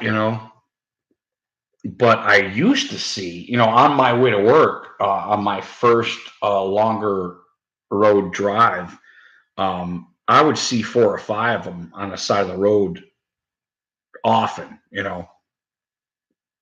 But regulations change, hunting in different counties change and stuff like that. I don't see them as much as I used to.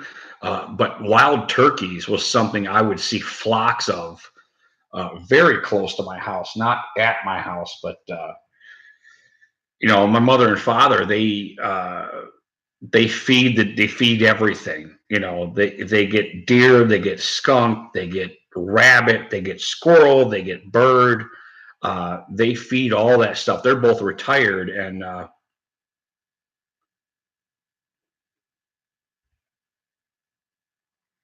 yeah, that's me.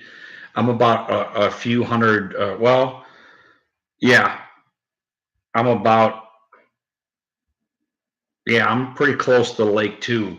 Uh, and what's weird is the deer. I don't know this. I haven't seen it. From what I understand, the deer make their way to the lake and drink. But in this process, they stop at my mom and dad's like every night. So they might get one deer, they might get five, but they leave out whole apples. The bird seed that you buy, and that's it seems foolish at first, because you're starting to spend some money in a certain sense, but it's really cool out there seeing them and watching them and watching their characteristics, and especially with the deer when they're losing their antlers and then they're gaining them back, and then you got the breeding season. You get to watch this whole thing as you.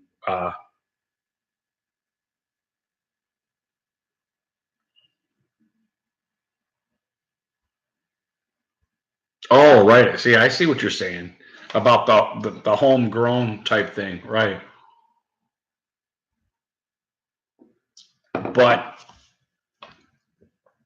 we got raccoons, we got squirrels, gophers. I think is a proper name for them. I saw his big fat butt working his way through the fence one time. I walked out, uh, leaving stuff for the rabbits, and I figured they would come. We're going to get more than just the rabbits, but what I did get for the first time this year was we planted what the fuck is that? There's these medium-sized trees, and they flourish white in the spring. I can't remember what the hell they're called, but we bought a couple of them, and the deer were like munching on them one morning when I walked out. I walked out of my house, and literally in my small front yard, there was five of them sitting there, and I, just said, "Yeah, it might be dogwood. It might be dogwood." Right, but they flourish white in the spring and then they just kind of peter out and I think they turn red or something maybe. Very beautiful tree. If you see an orchard of them, I mean that's just like fucking awesome. But we got a few of those around here, and the old lady was like, "Why don't we get a couple of those and kind of guard our house with them?" Yeah, no thorns that I recall. But yeah, I stumbled out one day going to work, and there were 5 deer out there, and they were chipping at the leaves of this little tree. I'm talking I don't know 4 or 5 feet tall. So it's very in its infancy of treedism, uh, and they were whooping on that thing. And I walked out and I said good morning, and they fucking stopped and they just looked at me. And I started walking towards my car, and they started walking away, and they all just kind of, you can hear that fucking, down the fucking, they walk right down the sidewalk, and I guarantee you they're probably going to my fucking mom and dad's house.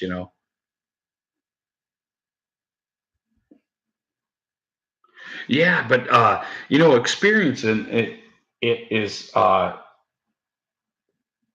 awesome, and it's a nice. That's kind of what I was going at with the whole political thing. It's a nice decompression of.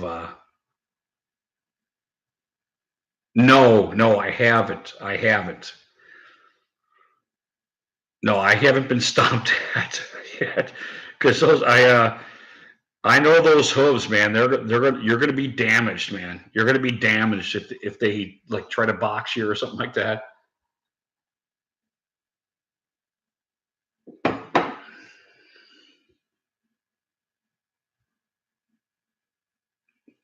Joe, well, why don't you start a channel, dude? I mean, that's probably the easiest way. They chased you down.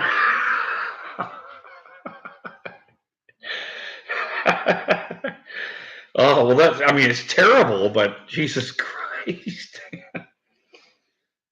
Getting too close, invading their space. What happened there? I mean, or are you just walking out of your house? Been treed before. What exactly does that mean? Oh, okay. They never caught you. Oh, right. So they come whooping at you. Right. They're aggressively doing a. You better get the hell out of here. Oh, chased up a tree. Oh, thank God it wasn't a bear or like a leopard or something. Yeah, they can't get up there, but yeah, fucking a. Oh, fucking a. Yeah, know your stuff. Climb up a tree. They're not gonna. Yeah, they're no different than us, right? You know what? I saw one weeks ago around in this area, Lorain County, and I told the old lady about it because they're interesting and they're what would you call it? Distinctive. When you see them, just like, oh fuck, that's a bald eagle. Because we get a lot of hawks, chicken hawks. What's the other vultures? We get because I by our house there's like a path through a park there's like a almost a little valley towards the lake a little bit, and they hang out here.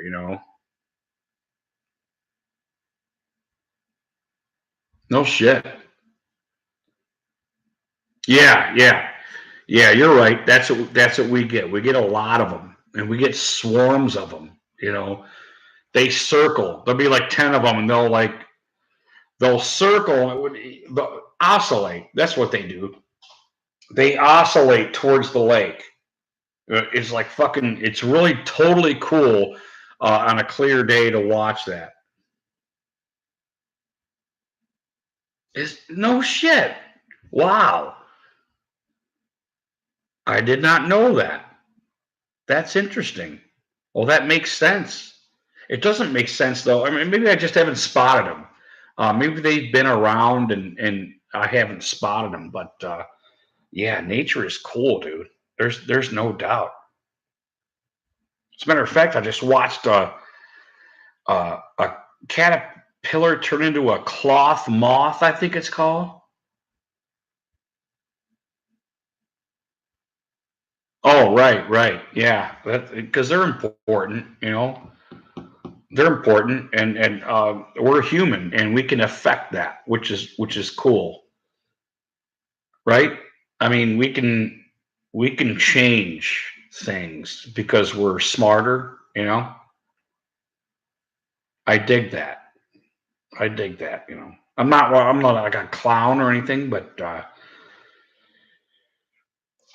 always told my buddy who is a hunter that, and I still believe this until I'm proven wrong, that a lot of the hunters are the best environmentalists in the world. I think. Yeah, yeah, it is a double-edged sword, but I do believe this that hunters really care more. I mean, not religiously, but um, who really cares about the environment? And I always thought the hunters, in my opinion, when I gauge sincerity, um, were always the ones that really cared about the environment, which is weird. Um, yeah, I get I get it because if you want to quantify it, okay, they want more meat, they want more deer, they want more nature, and I think that's true, and I don't think I've been proved wrong yet, and I haven't spec or had a debate with anybody that which is sad to say is on the other side, but I believe that as of right now, from my experiences, that they do care and procure. I think that's part of it too, because I think hunters procure the environment possibly more than the kind of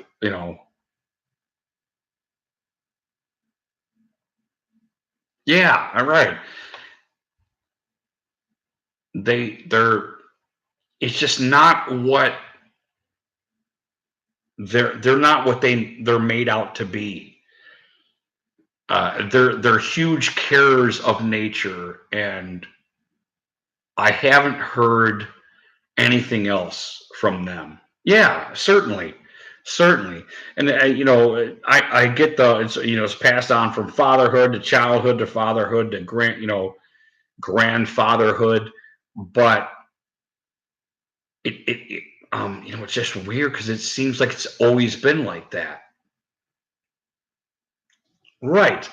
I'm not into it either. At least I am partially, because I think knowledge is power. I don't mind knowing more stuff, especially when it comes to nature or hunting or anything like that. But um, that's why I kind of fall right in a certain sense. I think that, and I'm not trying to just mix this up and be political about it, but the stuff you hear isn't what is realistic when it comes to what Hicks believe or anything like that. It always seems like they were more uh, environmentally sound than wow, I don't know, some college student or something. Does that make sense? Maybe that there was a disparity between what was thought of hunters or Hicks or whatever one might want to call them, was always more of a care of yeah, right, okay. So I'm glad you're picking up what I'm putting down.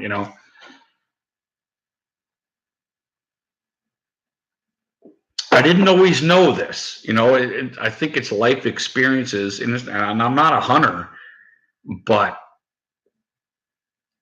I know a lot of liberal hunters, which is interesting, I think. And I would debate them. I wouldn't hesitate. I'm not a jerk about anything. I try not to be a jerk about anything, unless I'm just fucking with my friends or whatever. But and that's clear what it is.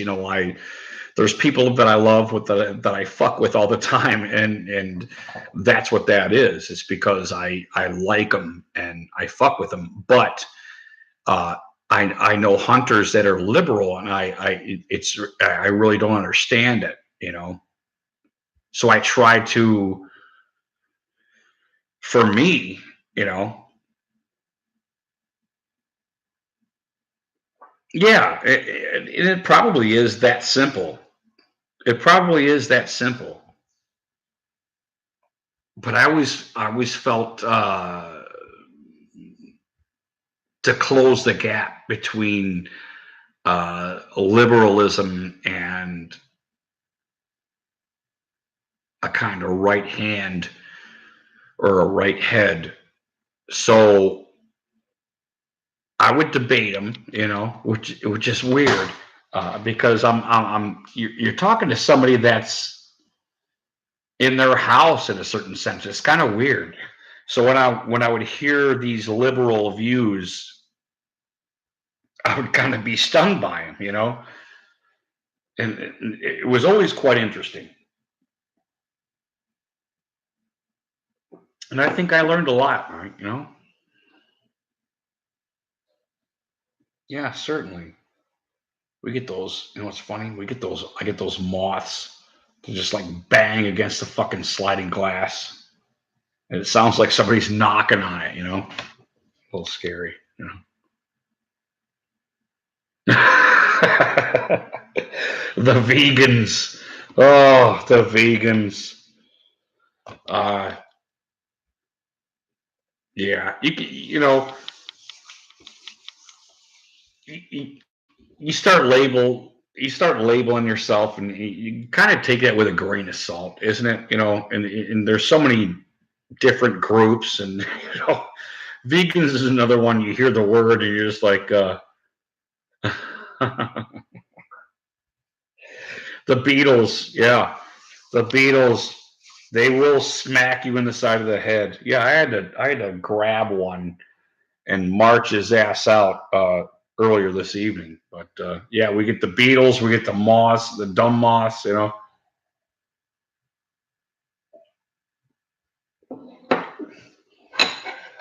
think I got to piss again. I'll be right back. Pardon me.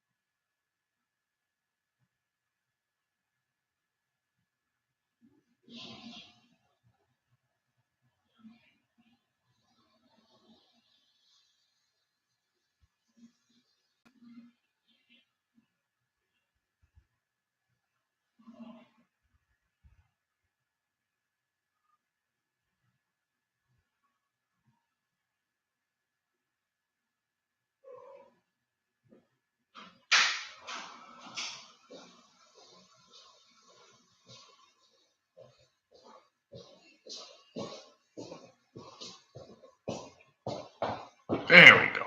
All right. Well, yeah, Joe, I'm gonna wrap this up. We're about 5 to 2 here. I'm just about done with the six pack, and I haven't totally articulated what a great beer this was and how what a great swift drink it was. I mean, I pretty much got a six pack down, and that was well, yeah, it's probably close to 11:30. It's not a wasn't a terribly huge drink, but I don't know how to gauge this. But the drinks that I'm drinking now are just as delicious as the first drinks that I was taking.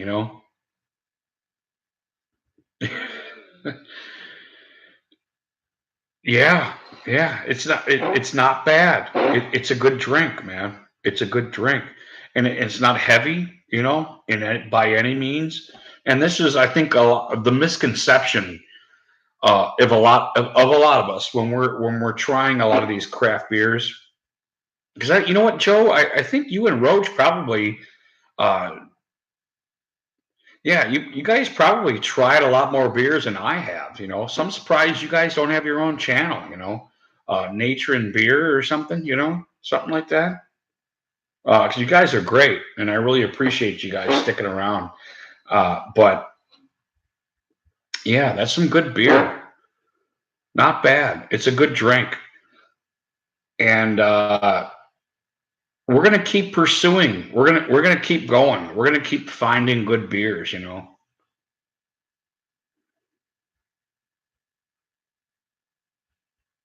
Willoughby Brewing Company.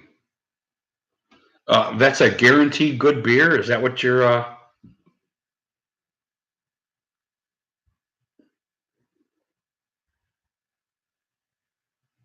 Really? Oh, so there's a huge turnover in the stuff they do. Interesting.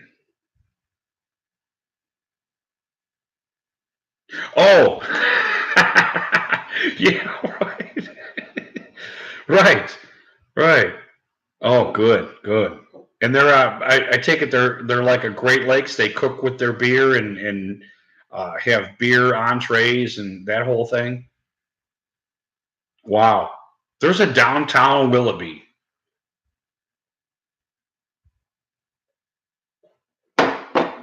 That's awesome. That there's a downtown Willoughby. I did not know that. You know what? Can I take a shot here? Is there like a main street and there's all these building ties with a lot of great little shops and a lot of, yeah, there's a strip. Okay, that's what I thought. That's what we love here. We love the small town downtowns, man. Right, right. That's yeah, it's common in Ohio, which is hilarious, I think, in a certain sense, but wholesome. Um, I think that's, Oberlin, you name it. There's yeah, yeah, exact. Medina is another one. They got that strip in Medina, and they, same thing. Events at, festivals, places to go and get drunk, and be nice about it. Yeah, I love it, but never any issues at all. Awesome. Well,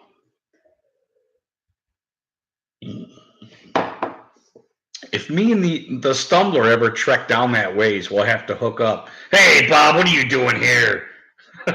Where you been? You popping in and out, buddy? How you doing? You behaving yourself, buddy?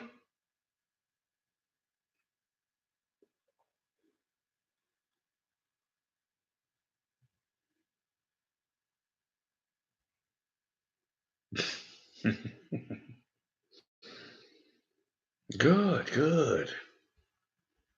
All right. Yeah, I'm about ready to go. We're about done here. Me and Joe had a great evening together. You know, bullshitting, drinking some beer. Yeah, I'm gonna probably go down pretty soon here, buddy. But I'm not gone. It's 2 o'clock right here right now. It's almost exactly 2. So it's like 1:59 or something like that. But the Rudy G. Funk show is coming to a close. Um, oh, so you're an hour behind? What? Oh, no, I'm sorry. That's 11. That's 3 hours behind. Okay. You know what? You can't, asking me these questions, Bob, I'm offended. Asking me all these mathematical questions when I'm drunk, you know. Yeah. Hey, this isn't the first time that, you guys and I haven't, been yapping for 3 hours. Oh, thanks, Bob. Hey, YouTube's going to like that, I think. They like your legs. I like it too, man. And it's not I was half joking there. 2-2. Look at that. 2-2. Anyway, um, as soon as I'm done articulating this beer,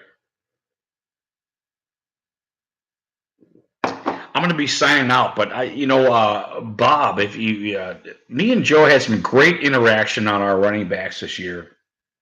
Um, yeah, who's going to watch 3 hours of the Rudy G Funk show? I don't think that many, but yeah, it was a great interaction, and Joey. This isn't the first time that Joey and I have done this, where um, we're just kind of hanging out and stuff, and it was really cool. It was a really great evening, and I think we got a lot accomplished. I think. Holy fuck! Holy shit! Nathaniel, you are among the living. It's 2 o'clock in the morning, buddy. What are you doing? What is that? What's that label there? I don't even know what that means. The Rudy G Funk with like highlights. Did you do that? Are you a trickster? What did you do there? What's special about the Rudy G Funk that you rolled into my chat there? What is that? What did you do? You're special. You're special.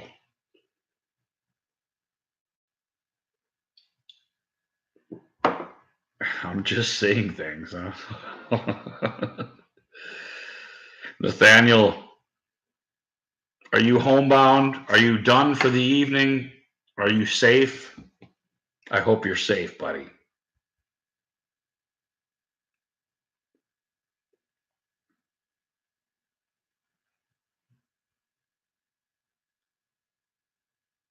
That a boy.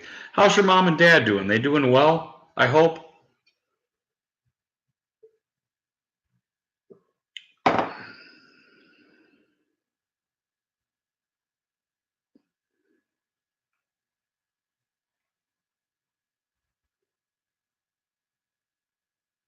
They're fine.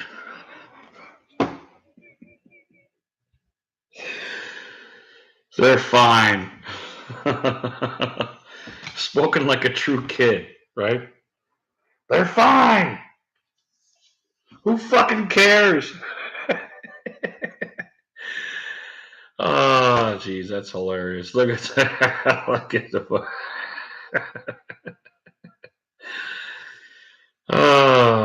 Nate, you're a good dude, man. God bless you. I mean that.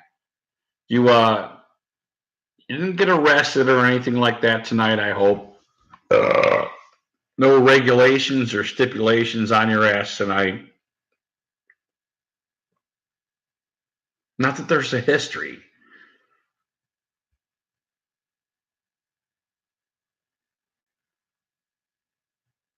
Atta boy. So they're gonna tackle your ass in your underwear tonight or something like that. They're gonna be like that dude from remember the dude from Fargo at the end of Fargo? Your warriors.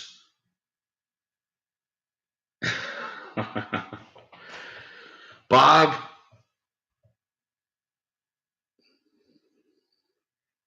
the warriors are, They're the standard now for basketball. There's no doubt about that. And I'm a big basketball guy, but there's no doubt that very much like the Patriots, there's an outline there for how to be a good basketball team. Um, a mix of talent and good coaching. A lot of good stuff happens with the Warriors, and I don't. Yeah, very good, Joe. Ooh, I almost forgot. Thanks, Nate. You be safe, buddy. You sleep well. Sleep well. Keep some linens prepared. Okay, I'm just kidding. You're fine. We love you here, Nate. God bless you, brother. You be safe. Good night, man. Everybody loves Nate here on the Rudy G Funk channel. Yeah, yeah. You're right, Joe. I agree. They are a Pats of the NBA, and this is who you have to mimic. This is who you have to surpass or counter. It could be a counter too. I think with the Warriors, you can counter them. Um, you can counter everybody. You can count the Patriots. Look what the Eagles did. Yeah, interesting enough. The golden standard, right? The golden standard Warriors, right? That is true. And yeah, I can't say enough about the Warriors. Despite being a Cavs fan, it's not difficult. Like I said, I'm not as huge into it. It would be different if we were in Joe Montana years and we were going through what we're going through now with the Browns. There's the rivalry isn't the same. The Warriors keep doing it year in, year out. There is a Patriots theme there, I think. Yeah, yeah. We tell the truth, and we like subscribers that tell the truth. Joe is one of them. Bob, you seem to be one of them all. Also, Nate's a liar. No, I'm just kidding. Nate's not a liar, but he's not in any trouble. I'm just joking with Nate because I know him personally, but I appreciate him chiming in. But yeah, there's no doubt that the Warriors are a very solid, uh, firing on all pistons team. And it's cool. It's nice to have that dude. I don't know what was the shot he made with Jordan. I don't remember which ring it was. Um, was it was it his first ring? Was that his first year that he was with Jordan, your coach there, Bob? I think it was. Was it his first year? I'm trying to remember.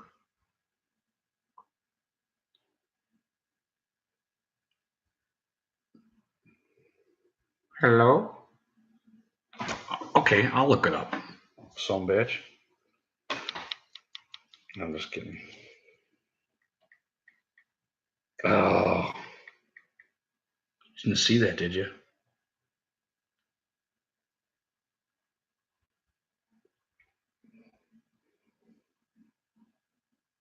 Allow me to articulate this.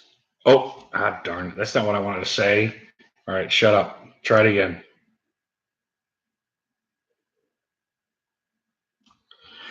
Who made the winning shot in Michael Jordan's first ring win?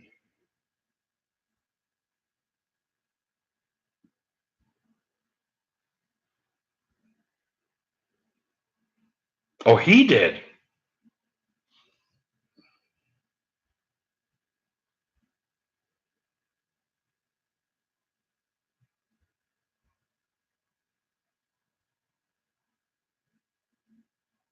Wait a minute. Wait a minute.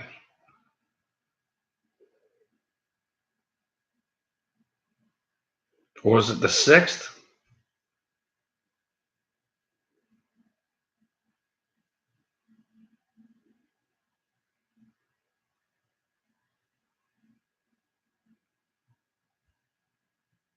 Yeah, it was the 6th. I'm sorry. Phil Jackson. Yeah, sorry about that. My memory glands are pulsating. You know what's funny? Yeah. I got another 6 of this, so probably gonna fucking drink those too. I didn't just buy a 6, I bought a 12 because I care about women, children, the elderly, the disabled, as Pat, the Cowboys fan Pat has pointed out to me. I must care about the disabled too. So women, children, elderly, disabled, minorities, I care about all of them. So I bought a 12. And that's how yeah, thanks.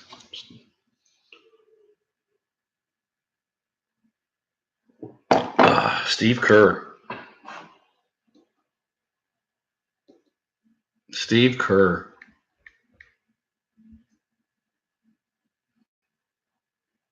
Uh-oh. Oh, shit. How do I get my own announcement?